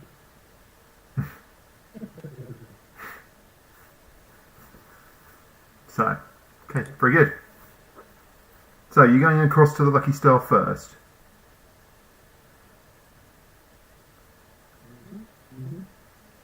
Okay. Yep. I'm Good. not we don't need to all en masse though. No, I think, no, I think we can send different people off in different directions to do different. Okay, no problem. I'll head over to Lucky Star because obviously I've met him before. So Yeah. I've met Stross Manzik. Okay. So there is. There's a hefty one. So there is a stairway that goes up inside the ship. The ship sits on these rather quite comedic legs, and unlike your ship, which is quite delicate and elegant when it sits on the ground, this is sitting on these stubby little legs, and there's a set of steps. So unlike where you've got like an elegant way into the ship, this is just like, it's very practical. You think that when it's loading and unloading, the rear section will open up and drop down into onto a big ramp, but for crew, you can just walk up and down these steps, and the steps are down. You can't see anybody about. Are you going to go up and say hello? You stick your head up inside and say hello? Yep. Okay, no problem. Can you make a perception check for me? I'm far enough behind him. I don't think I did the check either. I'm just sort of watching out for him. So you guys are. Sorry, who's going where? I think it's Varro and Lovedore are going to the mining ship. Mm-hmm. Okay. I think the other three of us are going to go and have a look at the market and sort out supplies and hats. And Okay, so you're going into town. That's fine. So you're off. You go. Okay, no problem. Okay. So Varro, you get to the bottom of the steps. You look up inside. You don't see any movement. So you sort of trickle up the steps. Lovely, you're a couple of steps behind him. Well, I'll shout. I won't go upstairs. I'll just shout out. You hear Strauss. Yeah, coming up. Okay. I'll go up. Okay. So you, Is that all coming with him? You coming with him? yeah, are you right behind him? Are you? I'll let him get a couple of steps up before I follow. Yeah, I mean normally they're quite narrow. It's a little hatch. You'll get through it, but it's a little hatch. Okay, so you kind of go up the steps, and your shoulders are through the hatch, right? So you literally your head comes up, and the angle that you're at, you suddenly realise that there's somebody behind you. You can see Strauss kind of just on one side. There's this small compartment inside, and you realise there's someone behind you, and it's that sort of moment too late when you realise that there's somebody behind you. So make an initiative check for me. Lovelore, I'm going to need you to do the same. Fair enough. Okay, well, I can't click on the character, so... Well, hang on a second. Actually, if I give you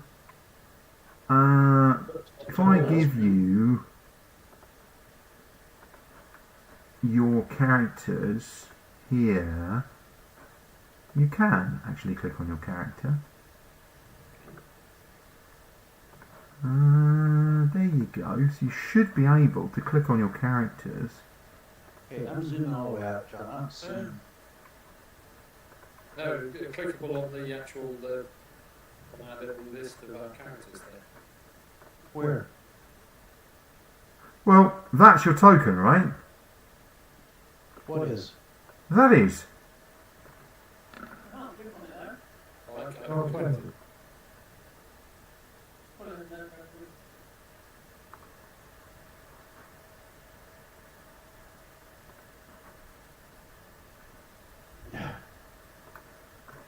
Can you click on it now? On turnover? I don't know what I'm clicking on, John. I'm sorry. Right. So this is a token, right? So on the screen right now, I'm pinging the token. That's your token, yeah? Okay, so I'm not seeing a ping. I'm not seeing any. Something's wrong with my roll 20. Ah, okay. That's gotta be what it is. What are you currently seeing on Roll20? I saw the thing come out. Okay, there. Now we're to. Ah, no, don't move it! And do it. Don't move it!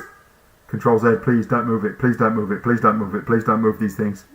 No, please don't move. Okay, I just tried Control Z. Good luck.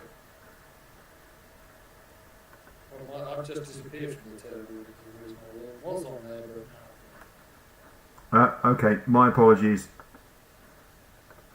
Yeah, that was my fault.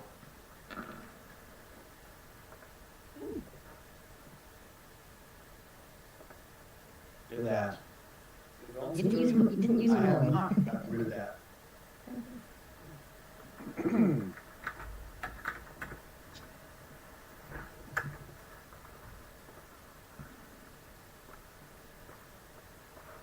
Okay.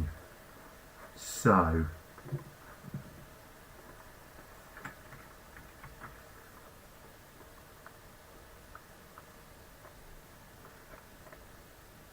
Okay. Hold on a second.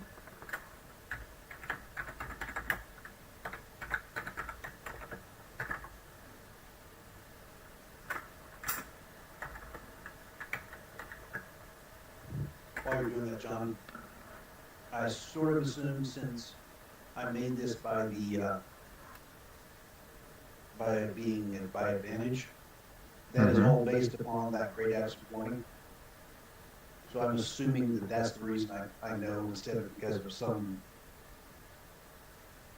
extra knowledge, some deep insight. That's a really good call. So however you want to play that. Yeah, just hold on to that thought just for a second for me.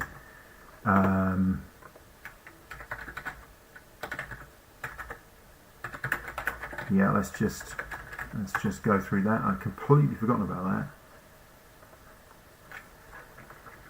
That's the reason you pulled it back. Start screaming. Ambush! Ambush! I'm hoping it's more subtle than Rob's mace. Yeah. Maybe it isn't. Detection of us. Mace of party detection. The mace of making us a big target.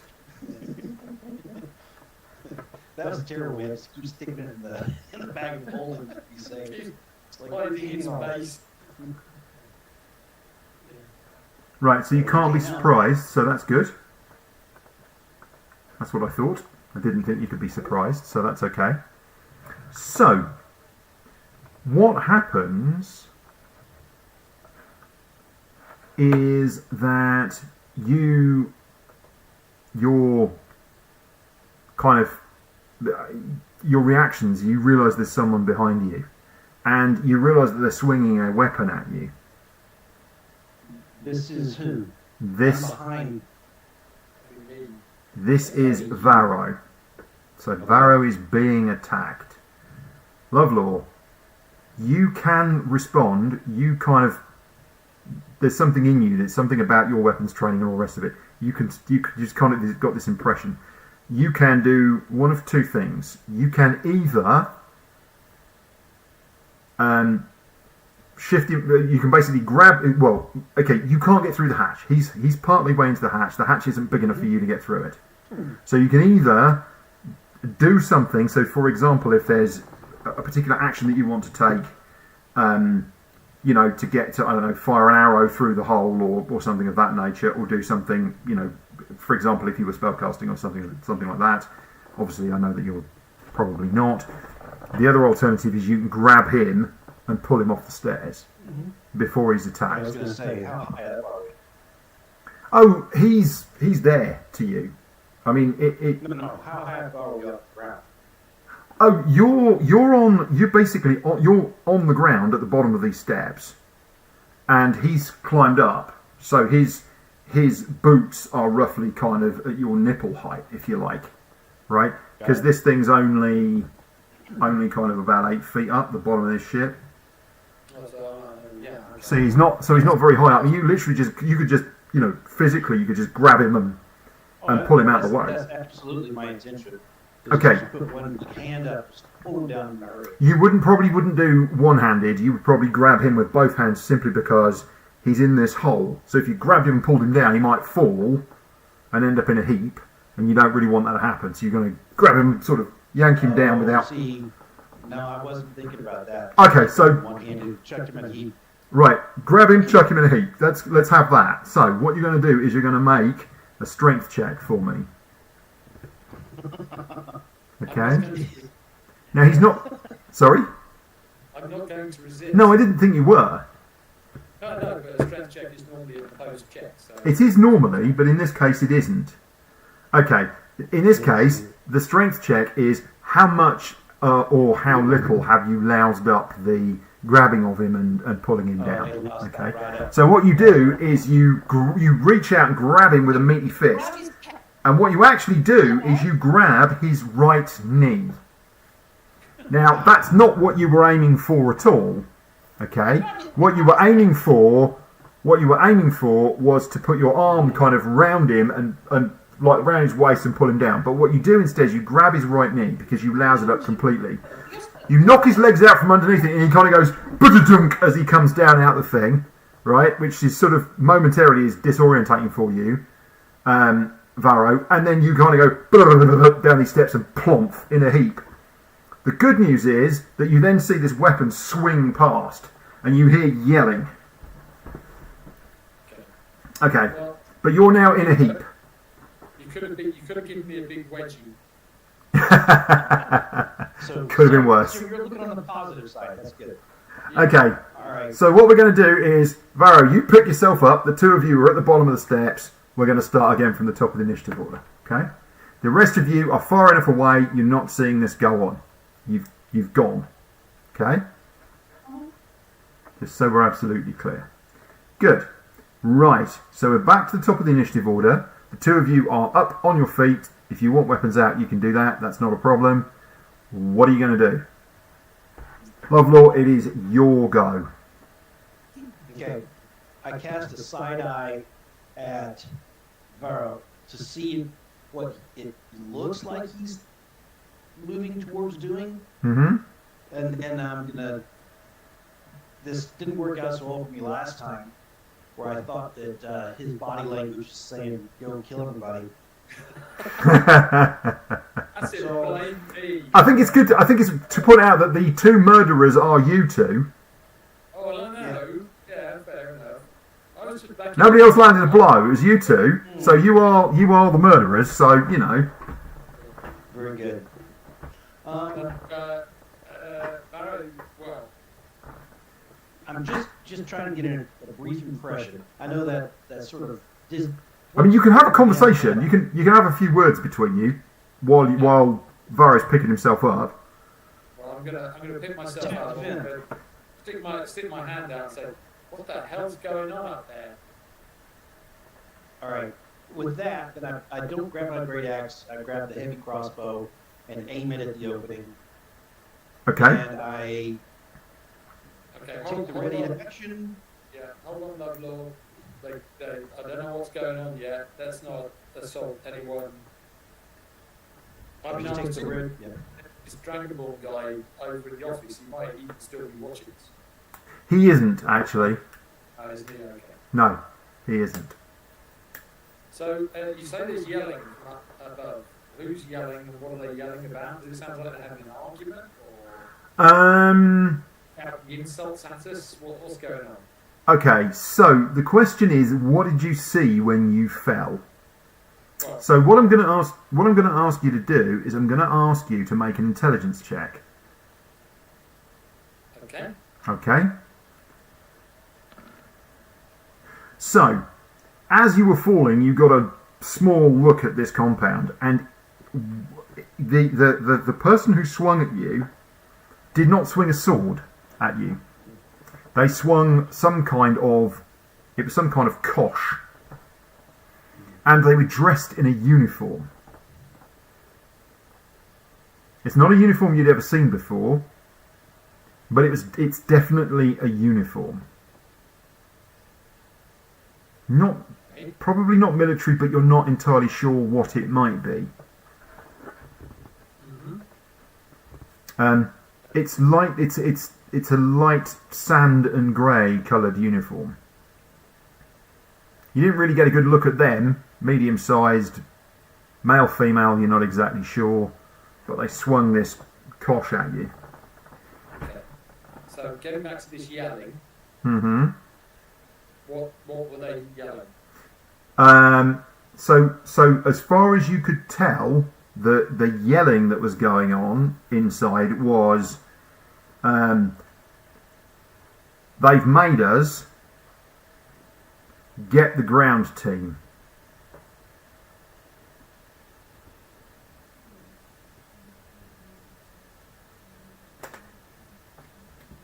Okay, let's back away from the ship. Okay, where are you going? In a second. If you can describe for us, John, we're sort of underneath this vessel. So You are. As we move out, are there weapons on this thing that they then depress and poke and pop fire at us as we're getting away, or are we? No, you think probably that much like your ship, from an arms and armour perspective, or from an arms perspective, it's probably just got a small weapons deck up top that may well have a ballista or something of that nature. It's not bristling with weapons. You know, it's more a simple defensive measure. You hadn't actually particularly noticed one, but that's not to say that there isn't one. All right. And to be honest with you, firing a ballista at you guys would be hard work. It would take a while. Yeah. It wasn't like there was a bunch of people up top kind of hanging around going, Yeah. how you doing? You know, you would have noticed that on the way over, and that wasn't happening. Expeditiously retreat either to our ship or to one of those alleys over there. I would say The alleys are a way away. You are out on the apron of this spaceport. It's going to take you a couple of minutes of running to get away to the town. Your ship is much closer. Let's go to our ship, and I'd say, Yeah. Agreed. Okay. Did Shaggy give you the key? Just checking. It's a good question. I'm going to assume that you've got more than one copy. Seems like a reasonable assumption, doesn't it? Well, he's making sense. Yeah. I think it would be unreasonable to assume anything, but he's disappeared very cleverly. Have you noticed that? He's off into the distance. Okay. So the two of you set out a dead run and back towards the ship. Okay. As you are running, a bunch as I mentioned, there's a ramp that comes down on the back that basically acts as a door at the back, but then falls down and becomes a ramp. That's coming down. It's quite slow, and you can see there's a bunch of people, and they're all in there again, dressed in these uniforms, and they're yelling at you, and then whoever it was that tried to take a swipe at you, a couple of them come down out of the thing and can down the steps, and a couple of them, and they turn and they're running towards you. You think there's about 8 of them, all dressed in these uniforms, and one of them is shouting, "Stop! Stop! Murderers! Stop!" The two of you were like, What the hell they're talking about? No idea. Do we recognize the uniform? no, Okay. no, you don't. Looks like we'd be picking up our buddies outside of town again. Yeah. Oh, this time it's cost us $10 because you paid the docking fees. You can't get that back. Hello, can I have my... Ignore them, don't worry about them. I know they're trying to knock the door down, they're trying to attack me, but don't worry about it. Just give my money back, please. Not stopping. So, yeah, you leg it back to the ship, and you unlock the door, and you pile through and slam. And they are also at a dead run coming across towards you. But you get there basically because you were given enough time to work out what was going on. You get there sufficiently ahead of them. You get in the ship, you slam the door closed, and you lock it behind you, and you swarm up. Now, what are you going to do? You're now on the ship. What's your next move? Take off. Dust off. You're flying. I hit the top. I'll fly. Yeah. Okay, Lovelock, what are you doing? I've not command the ballista, but I mean, honestly, not kill anyone this time. I do. I'm in the ballista just because. Okay, so you're gonna get up top with a ballista. Okay, so yeah, you go. I mean, they get up to the ship as you get there, and you can see that they don't really know what to do, and then you lift off. Right, where are you going? Okay, so you said it was going to take quite a few minutes to get to the town. Presumably this lot, the rest of them, haven't got to the town yet? Yes, they have. Oh, okay. Yeah, you basically went as you came from your ship. They went that way, and you went that way. Okay, and so you went over there. Now you've turned and you've come back, and they've gone and disappeared into the town. Right, okay. Oh, we'll head, I guess we should head towards the town and hover over some alleys and see if we can spot them. Okay. Plan. All right. We'll pause your story there. You've taken off. You're heading towards the town. Okay. I really refrained. I want you to know. So, Shaggy, JL, Megan, you've walked across this hot, dry apron, and you've gone past the cafe and round the corner, and you're now heading into and past a bunch of buildings, and larger and smaller buildings, and you're now heading towards kind of there's a main street that goes up into the town, and you can see there's kind of vendors at the sides of the road. There's these tents. They basically got tents set up, and they're kind of sitting underneath them, and their wares are in the shade, but it is still brutally hot. There's a whole bunch of people. You can also see buildings. Some of the buildings look to be workshops, and people making things for stuff in the spaceport. And you're pretty sure you're going to find some bars and some eateries and other things as you get further in. Would you all please make perception checks for me?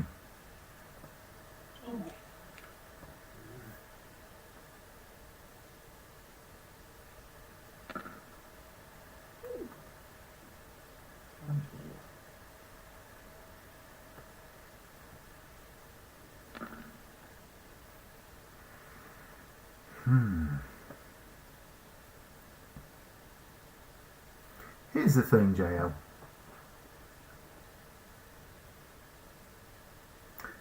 You have a lot of experience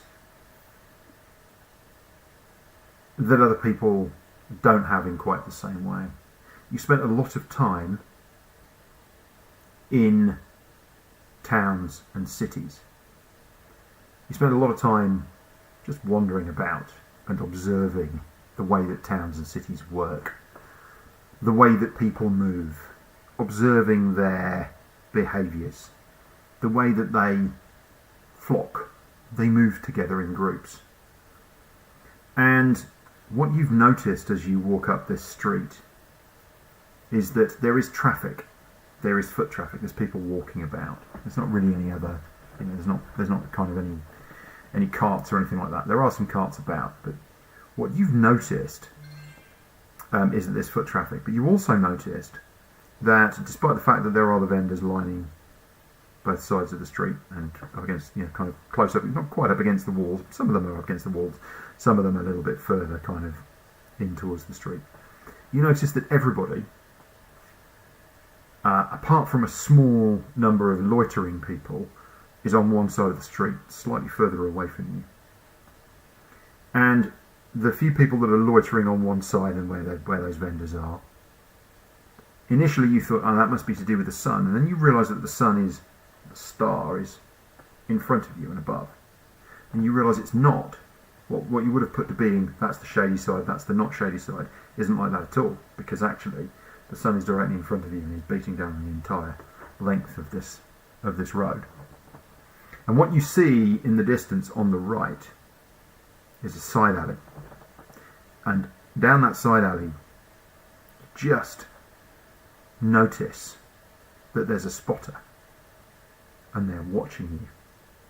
They seem to be dressed in some sort of uniform, and they are watching you and your companions as you walk up the street. You see them. They're far enough away, and you're aware enough that you're only right at the beginning of the street. There's enough room to get away from them. But they are definitely watching you, and you are intensely suspicious of a number of the patrons who are hanging around on that right hand side. You think there's probably, of the 6 people, you think they're probably all part of, just because of their body language and just because of the subtle way that they're moving. They're good, they're all good, but they're not as good as you, and you spot them. You can see them. The left hand side of the road, you even notice a few of those people seem to be just acting a little differently, like they're avoiding the other side, like they've been told to. Everyone's acting mostly naturally, but you just pick up on those subtle little clues. Megan, you're feeling something's wrong here as well, but you can't quite put your finger on what. Shaggy, you're like, you lot are weird, you humanoids. I don't really get you. Do we see any hat vendors close by? Because definitely, if it were me, the thing I would be thinking of is I've still got to buy myself a hat. Yes. I don't give up, guys. I really do. No, there's a reason. Are there any hat vendors nearby? Fairly close. You'd need to get a little bit further down the road on the right-hand side. But yeah, there is a hat vendor. That'll take you closer to the people that are watching you, of course.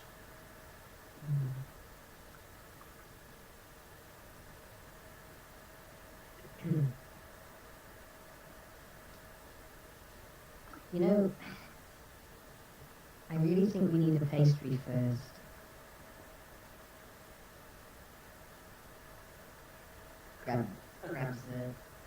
Grabs Megan's shoulders like this. I think we should get a pastry first. Pastry sounds nice, yes. I could go for a snack. I don't know what I ate last. It's not fun shopping on an empty stomach. Definitely not. Shaggy? I look at them both and go, the hat stand is literally just there. I can see. The pastry shop is... I don't know where the pastry shop was, but it's not closer than the hat stand.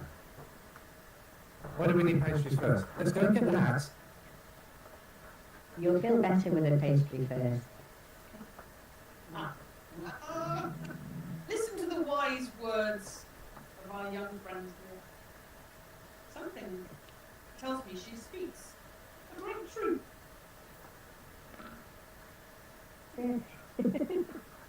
If only an ooze could make facial expressions. You can with a pastry. We saw you do it. That's true. I shrug my shoulders and I go, okay, let's go then. As soon as you Can't turn, remember the way. and you start walking back the other way, you see them starting to move. What are you going to do? They're coming out at a run now. I really want a pastry. Does anyone really want I am so hungry, I will dash to the pastry store.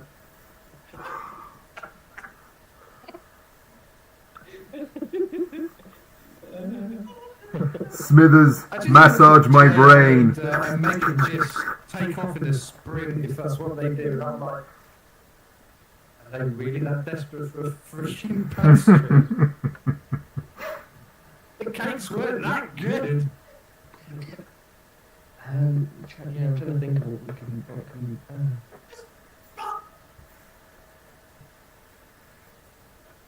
Okay, so Megan shouts run. I look round. I then see people running towards us, right? You do? Okay. I make the ground shake behind us, near where the people And I are. run. Okay. I run after Megan. And whilst I'm running, I go, could have bloody told me. Pastries, that's not good Coburn, is it? There's a snake in the nest. Would be better. There's a snake in my boot. So you all set out a dead run. You're running back towards your ship, towards the port. And you round towards the pastry shop. you round a corner, and your ship is belting along towards you, and you see a bunch of very angry people in the distance running towards you. You also see that a ship has taken off and is coming towards you, and it looks different to quite a lot of the other ships here. It doesn't look like a working vessel. It looks like probably some kind of you're not sure, possibly some kind of law enforcement or something of that nature. It's got this bulbous front and this sort of long tubular fuselage and these sort of stubby wings sticking out, and it's coming from over the other side of the spaceport. It's going to take a little while before it gets to you. Anybody have a feeling of deja vu here? a little bit? Yeah. Okay. Isn't that the ship that you drew? You come in on basically the wasp comes in and spins. So Varro spins the wasp around, and you guys pile in the back, and then Varro literally just stands it on its tail, and you just go vertical up out into space just to get away, really. The law enforcement ship is trying to come after you, but it's not as quick as you are. It's falling behind you.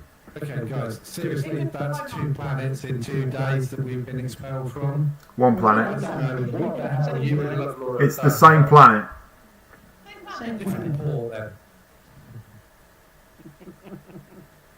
Hungry Okay, people. let's go to a different planet, shall we? Let's not stick around this one. This one's not very nice.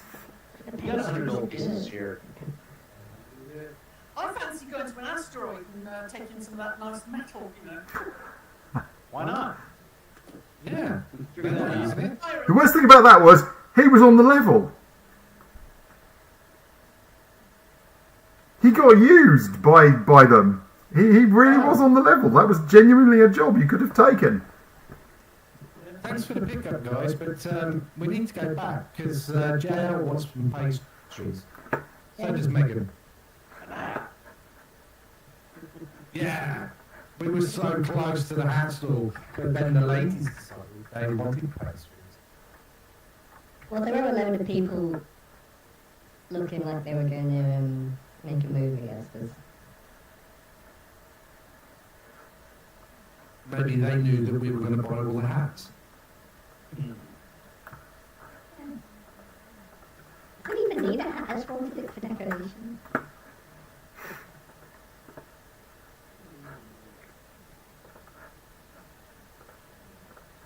I don't care where we go next. You make a buck, be nice. I'll say a buck. It'd be good to find out what they wanted, though. I mean, it could be just a misunderstanding. Yeah. I'm thinking so. It might just be a misunderstanding. It's difficult because it's the thing where there's plenty of options, right? And depending on what you decided to do was dependent on what would happen next. But the problem, of course, for me is that there's a whole load of stuff to kind of cover, but I've not been able to because you've not been in the position to learn those things. You've kind of not engaged with some of the things in this place just because of the nature of things, and you just went, yeah, we'll take that guy for a lift, that's an easy job, we'll go do that. Because you definitely shouldn't be suspicious of a random wizard who you meet in not a bar, but it might, you meet in an inn, but it might as well be, who goes, yeah, I'll give you 100 gold for a 2-day job. I mean, definitely not as suspicious in any way, shape or form for that. So anyway, there we are, it doesn't matter. Who knows how many people We got an encounter. Technically, we've had 2 encounters tonight because we've sorted the wizard out and then we've evaded the... You have, in fact, had 2 encounters. And by the way, I'm getting Error 401 unauthorised missing signature Yeah, I got that one. on the Varnish cache on that first bit of media there, Pete. So I have no idea why that's not coming up. I tried to put a picture on there earlier. 12 more. Yeah.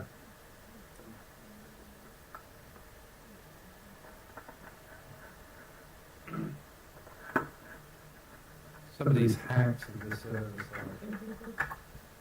no, I'm just feeding the URLs into.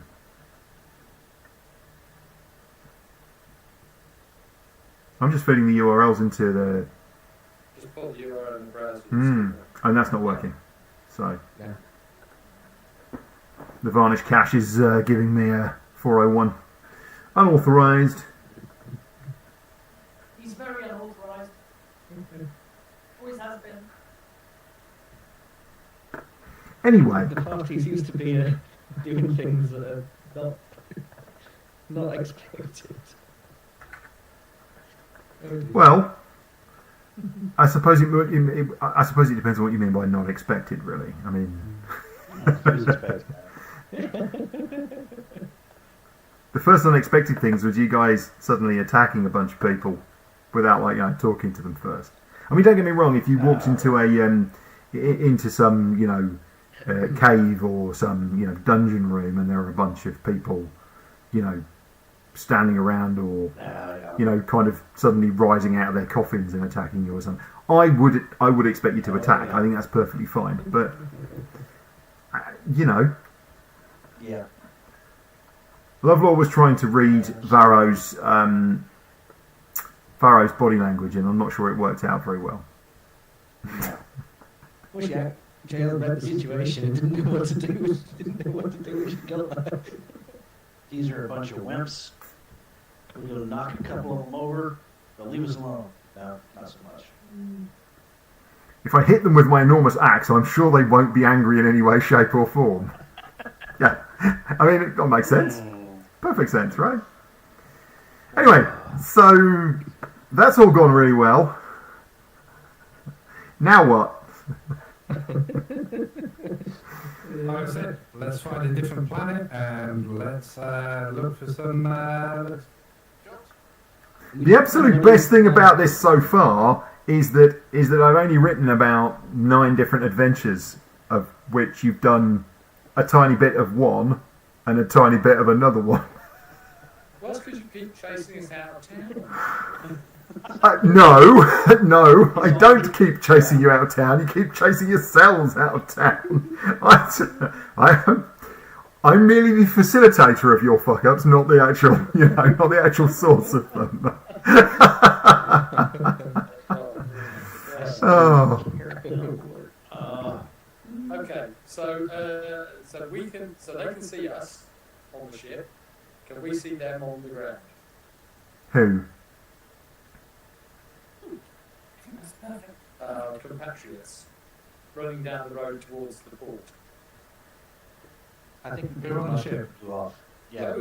So there was the bit where I said that you guys climbed on board, and then Varro stands the ship on its tail, and you're basically flying straight out the atmosphere to get out of there as fast as possible. And then the law enforcement ship was coming after you, but it was slower than you, and you were pulling away from it. So that's where you were. You were pulling out. You were heading out into space. It was going to take you a while, but you were getting there at speed. Maybe we can come back when it's calmed down. The thing is, You see the. once we get to space, we'll be able to just disappear from them. They won't know which way we've gone. Correct. Yeah. Okay, so did we see this the law enforcement ship? We don't know. I don't know. Shaggy doesn't know it's law enforcement ship.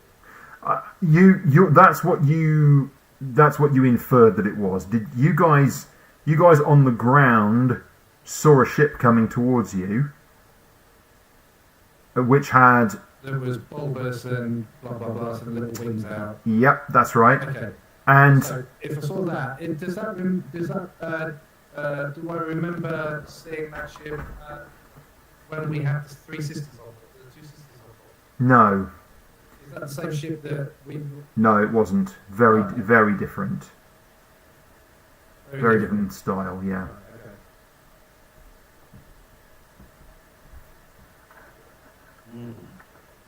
okay. So right now, Responsible for. Sorry, go on. no, you go. I was going to ask, do we know who would be responsible for law and order within the space? So, yeah, good question. So what tends to happen in any given planet, you will have different aspects of law and order depending on what falls under what. You don't have like space police who cover everything. Most areas in space will be very much kind of effectively lawless. So a lot of space will be effectively like a frontier and very lawless. Planets will tend to have they won't have an overarching or rarely will they have an overarching control. The big exception to that really is Enchant. Enchant has the main continent, and the kind of the airspace of Enchant is pretty much managed by in effect by the kingdom that sits at the centre of Enchant. Having said that, that's not universal coverage, but they will generally cover most of the area of Enchant. That's pretty much the only planet that does. Zat-Qatar has a number of overlapping areas that are mainly, as I say, are these areas kind of at the poles. They're not quite at the poles, but they're kind of just on the edge of the polar regions, north and south. And they're literally kind of towns and cities and stuff that were all, there's not really any cities. So where you've just been is one of the larger towns and one of the largest spaceports, the largest spaceport on the north side of the planet. And then you've got weird settlements kind of out in the desert and stuff like that. So there's not really any one law enforcement group there on Zat-Qatar. Baal is mysterious and you don't know what's going on. Hovus, the gas giant at the edge of the Lusan system, has these strange floating creatures in its atmosphere, and they don't have a civilization. Ranthus has elves, and the elves manage their airspace around Ranthus. As for Vedika, March, each of the islands has, kind of covers their own airspace, but not the whole not the planet as a whole. Shelter is a mess, so you could get shot at by one side or another, or you could end up in a kind of involved in a firefight, or you might be absolutely fine. There are some safe routes in and out of Shelter, but it's problematic. Sunium's Belt, as you know, Craxis is fairly safe, but that's completely lawless. Oot, well, ask Lovelar about Oot. And of course, then you've got the Protostar Tane at the edge. And so there's not really any kind of one law enforcement authority. There's not an authority for any one of these. It's all just a patchwork of things all the way across the systems. So from that then, we would also know that we can't just park up on another planet and basically go to the wars.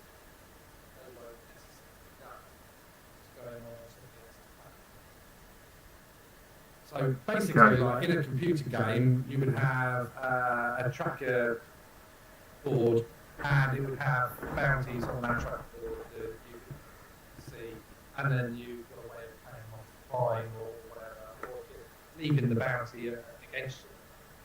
We've got no way of actually, without going back to the planet we just come from, to then walk into the sheriff's department and go, hey, why were you after us? What did we do? And also, if Varro's told us that, or if Lovelar's told us that somebody tried to decapitate him, or however he wanted to describe it, why did you try and murder us? Well, no. Well, two points there. One, no one tried to decapitate me. Apparently, it was a kosh that someone was attacking me with, so they're trying to knock me unconscious. Second thing is, we killed someone. We murdered someone.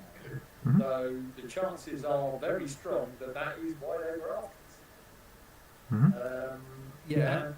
I mean, John, quick question: Is there like a sort of bounty hunters type thing going on? Yes, there are. They could put a bounty out on us and have Yes. people track it down. That absolutely could happen. In fact, you've heard whispers. All of you have heard whispers, and JL, you have perhaps the best insight into this because you've spoken to people within your family who have spoken to people, and that there actually are people who are not just bounty hunters, but there are assassins out there. So if you want someone taken out, you can pay to have someone chased down and murdered. And so, you know, yeah. I mean, those risks exist that there might be a bounty put on your head. But generally, that's quite expensive and complicated, and it doesn't. You know, it's hard to know whether somewhere a planet like Zat-Qatar would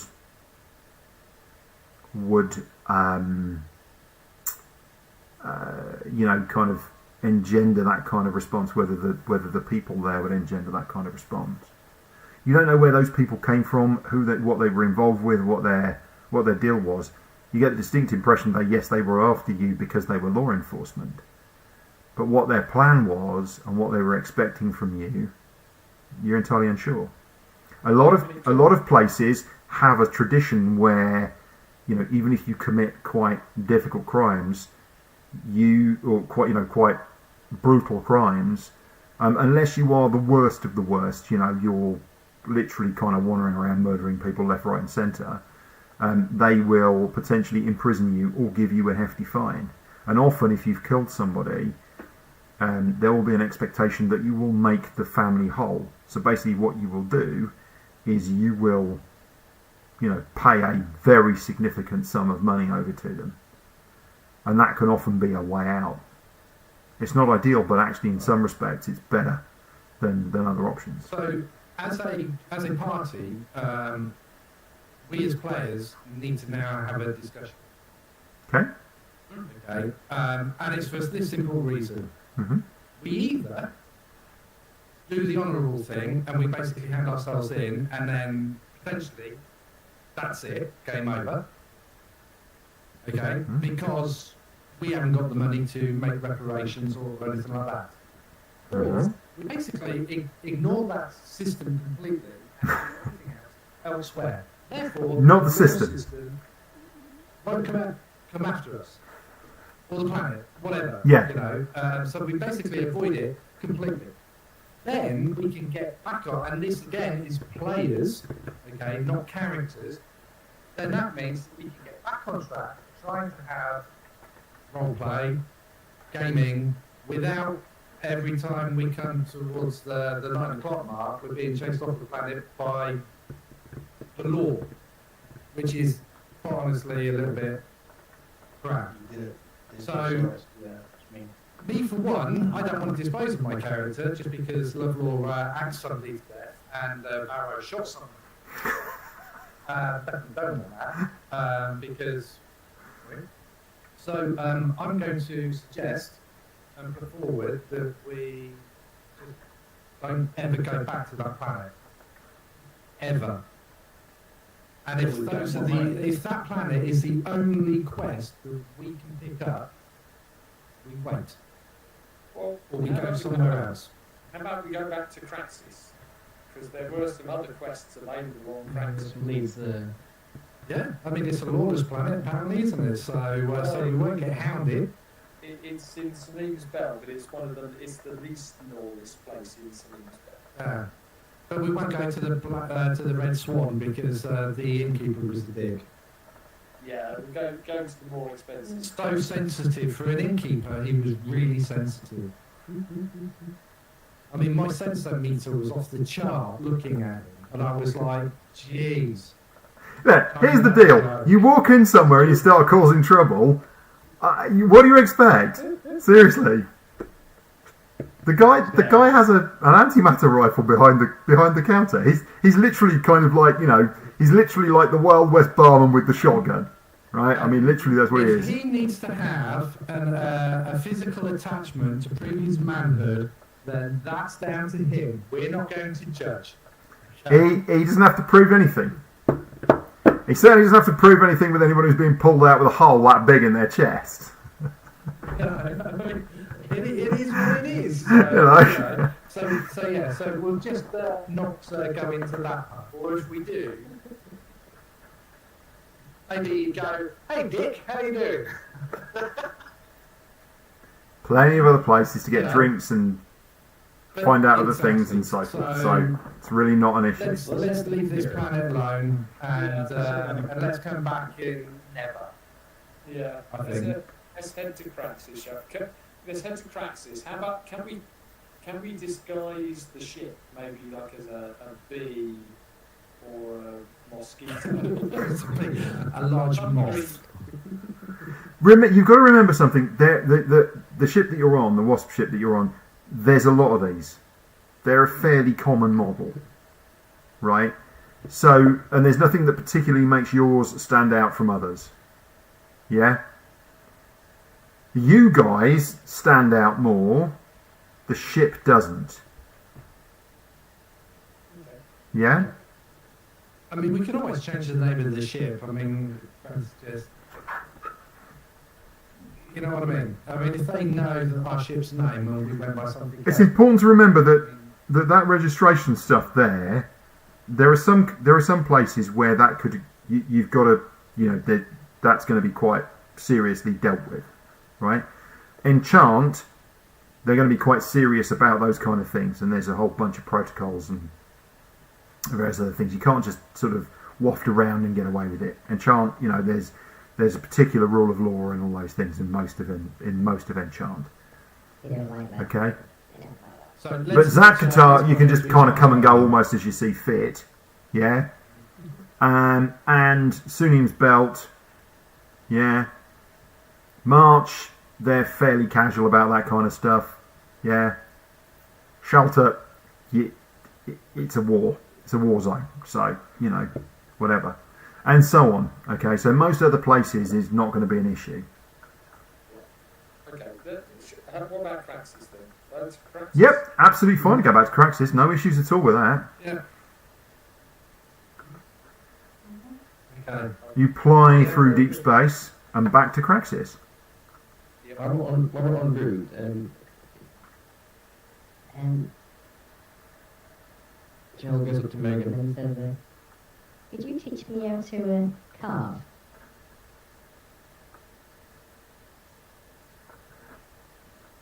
And Megan says, certainly, have you finished roasting the beef yet? Not meat. I don't have any wood, but I've got plenty of stove. I would be delighted to. Can I make a little figurine if you want? Carving soap. It's always good to have a hobby in prison. You never know when you're going to need that ship. Well, she likes to stay clean. She's got an entire sack of soap. You've got 50 pieces of soap. Okay. I just can't believe that you could have carved all of us from soap and then maybe actually use it. She's got 50 pieces of soap. Right, this might be She's not going to use it. She's going to give you the carbon. Where is she keeping the 50 pieces of soap? It's a sack. She's got a sack of Oh, soap. okay. So just pull out a bar Yeah, of we haven't soap. been caught yet. We don't need to smuggle soap. Pull out a bar of soap, hand it to Shaggy and say, there you go, that's you. Actually, get the soap and just kind of go, Bubble on top. That's it, yeah. there you go. That's it. Right, so do we also need more armaments for the ship then, if we're going to be, if this is going to be our lifestyle? By the way, Shaggy's all up for this because this is playing right into the whole romance of piracy and all the rest of it. We get chased by law, we get hit by the law, we get hit, soon there'll be bounty hunters coming after us and take them on ship by ship. He's absolutely loving this whole thing, but he can also see kind of a little bit petrified by the fact that the way so quick that we're now having to burn a planet which potentially has a revenue. So he's kind of trying to play it easy, but sometimes just lives out and yeah. There are tons and tons and tons of places that you can go. You've got an outline of kind of like the planets. There's not that many planets, fine. But there are asteroids and moons and places galore. Okay? I mean, it's worth saying this. The Farsees Nebula, right, has got a few places around it. You don't want to get too deep into it because of the Illithids, yeah? The Scortha Reaches, I mean, Sild is obviously the most obvious one of those, yeah? But the Scortha Reaches has got, you know, myriad places. You could get lost in the Scortha Reaches for the next, you know, 5 years, easily.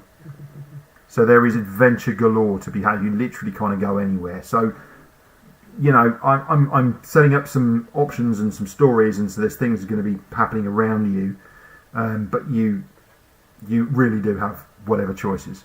So I wouldn't worry about one planet. How about we head there then? There's Scortha Reaches. Scortha.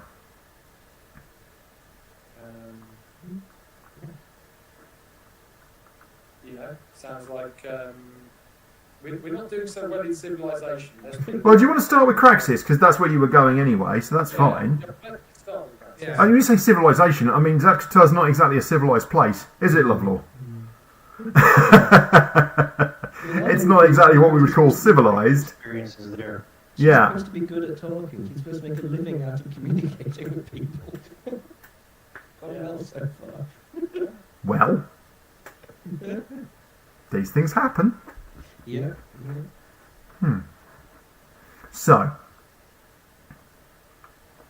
you land on Craxis,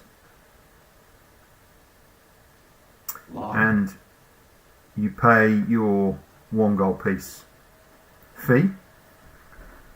Nothing else is a lot cheaper than. You only need to pay one a day at a time. Yeah. But if you miss a payment, or if you don't pay up, that can get you in trouble. So, you know, they're happy to take more than 1 day's fee. Yeah. We'll just pay one. We might have to leave in a hurry. Let's not pay one.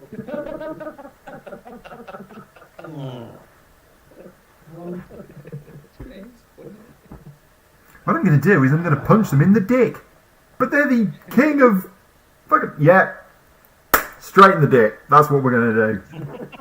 Yeah. I know. Here we go. Yeah.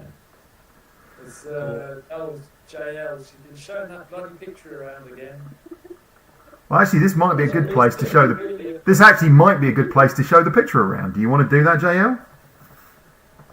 Maybe speak to some of the porters and stuff?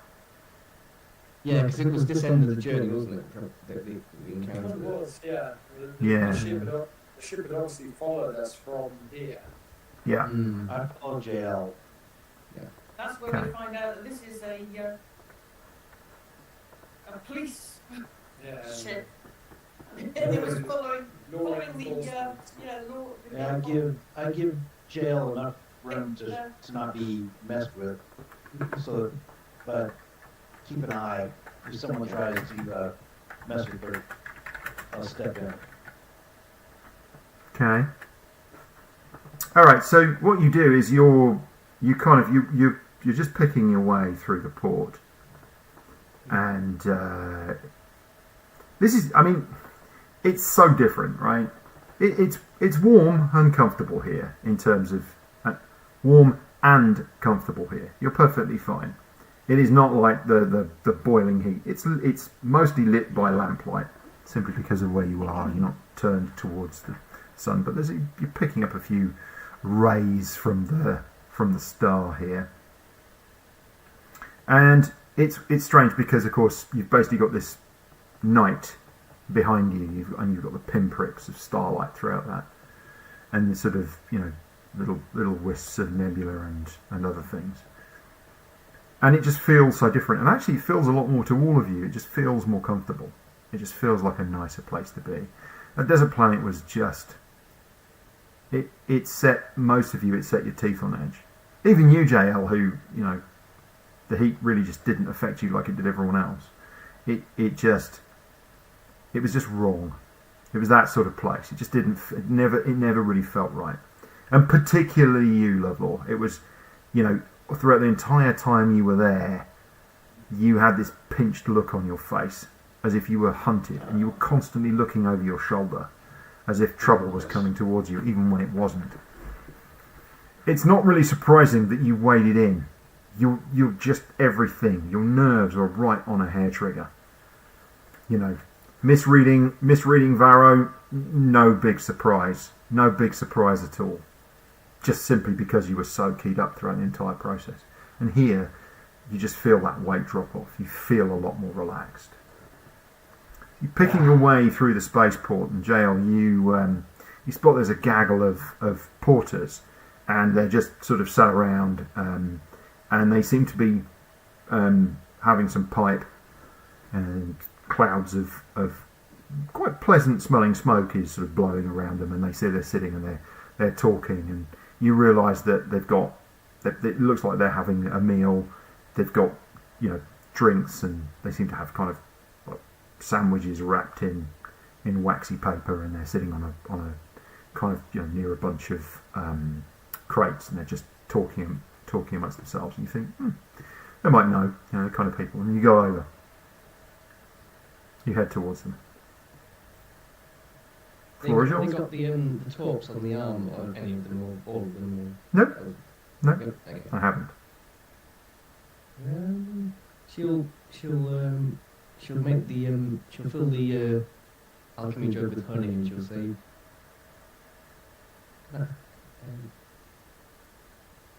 Can I borrow you? Can I have a word with you for a minute? I can feel free to have some of this honey while we're here.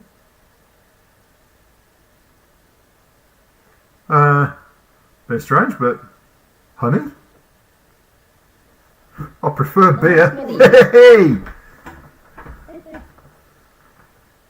Yes, madam.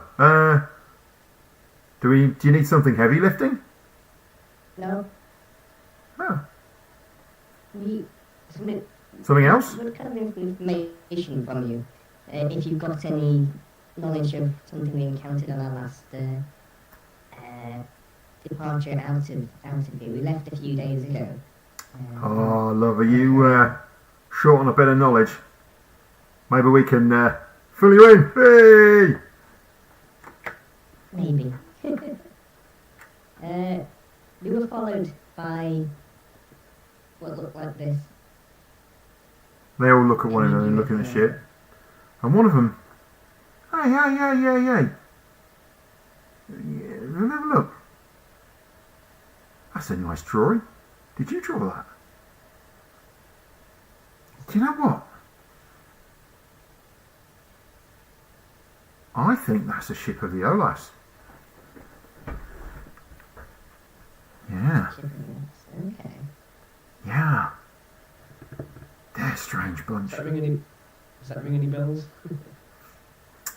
That's a very good question. Does it ring any bells for you? So I think you're going to need to make a history roll. She's not bad at history, actually. Ship of the Olas. Of the OLAS. OLAS. Ship of the Olas, yeah. Oh, apparently she's not good at this bit of history. Yeah, it's just not coming to you. You're going to think you're going to need to ask around a few other places. Yeah, they make these metal ships. Steam powered. Strange, gnomish technologies. Weird things. They belch out smoke. Yeah, there's a lot of that. Dangerous, the The Olas. people we were carrying were terrified. I'm not surprised. Yeah, and the rest of them are like, what are you talking about? Ah, yeah. Look. He beckons you over. Look. Maybe if you're going to ask around, just be careful. Alright? The Olas have a bad reputation. Nobody knows where they come from. But their ships are often seen. Just We out in space turned flying. around to confront them, and they turned tail and ran. So we didn't get too close, but They ran. Well, they obviously didn't want to confront you. Those things are armed to the teeth. Look, I used to serve on a freighter We used to see the Olas out there sometimes, just in the void. They would watch. Some of their ships smaller. But I had heard from a friend of mine who had a friend on another freighter that they'd seen one that was the size of a city. I don't know if it's true, but that's the rumour. They're a strange cult. Nobody knows much about them. But one thing is for sure. No one has ever been on board one of those things and returned to tell the tale. And some people have had very, very dangerous encounters.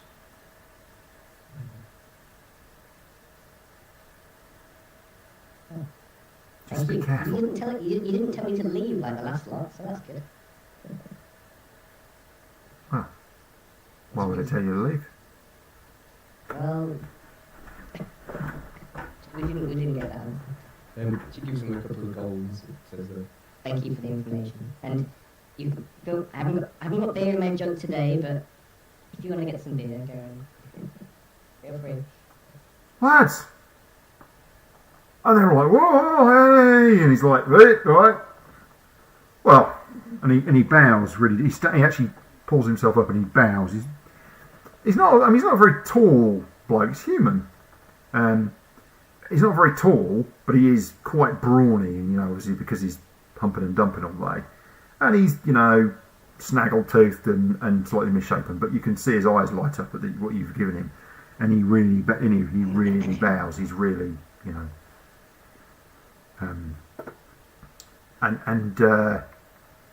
sorry, he says, sorry for anything we said earlier. We didn't mean to be disrespectful. It's just the way of us folks on the dock sometimes that we get carried away. Please accept our apologies. And the rest of them all nod, like they're all, you know. If you hear anything else or hear any work or jobs needing doing, transport-wise, let us know. Keep us in mind. Don't know. Ask around. Hey. Beth, those miners. Yeah, they still up at the... No? They're gone. Oh, alright. Nothing to worry about. Thank you, madam. Thank you. And they all... You can see they're all kind of getting ready to get back to work at this point anyway. That is where we will leave it. I spoke and didn't get thrown out of the planet. I was half expecting mine for when he says, for you to go to my wedding day. I should think so too, spawn over hell. Don't do it again. Careful with your words. I want to just try something. Oh, he's pink. Oh, he's getting his pink shirt on. This is this is high quality streaming entertainment for those watching. He's gone and he's decided not to go pink. I think it's probably time that we left the stream for this week, and I think we're set up nicely in Craxis, ready for next week. And so I think it's good night from us, and we will see you all next week.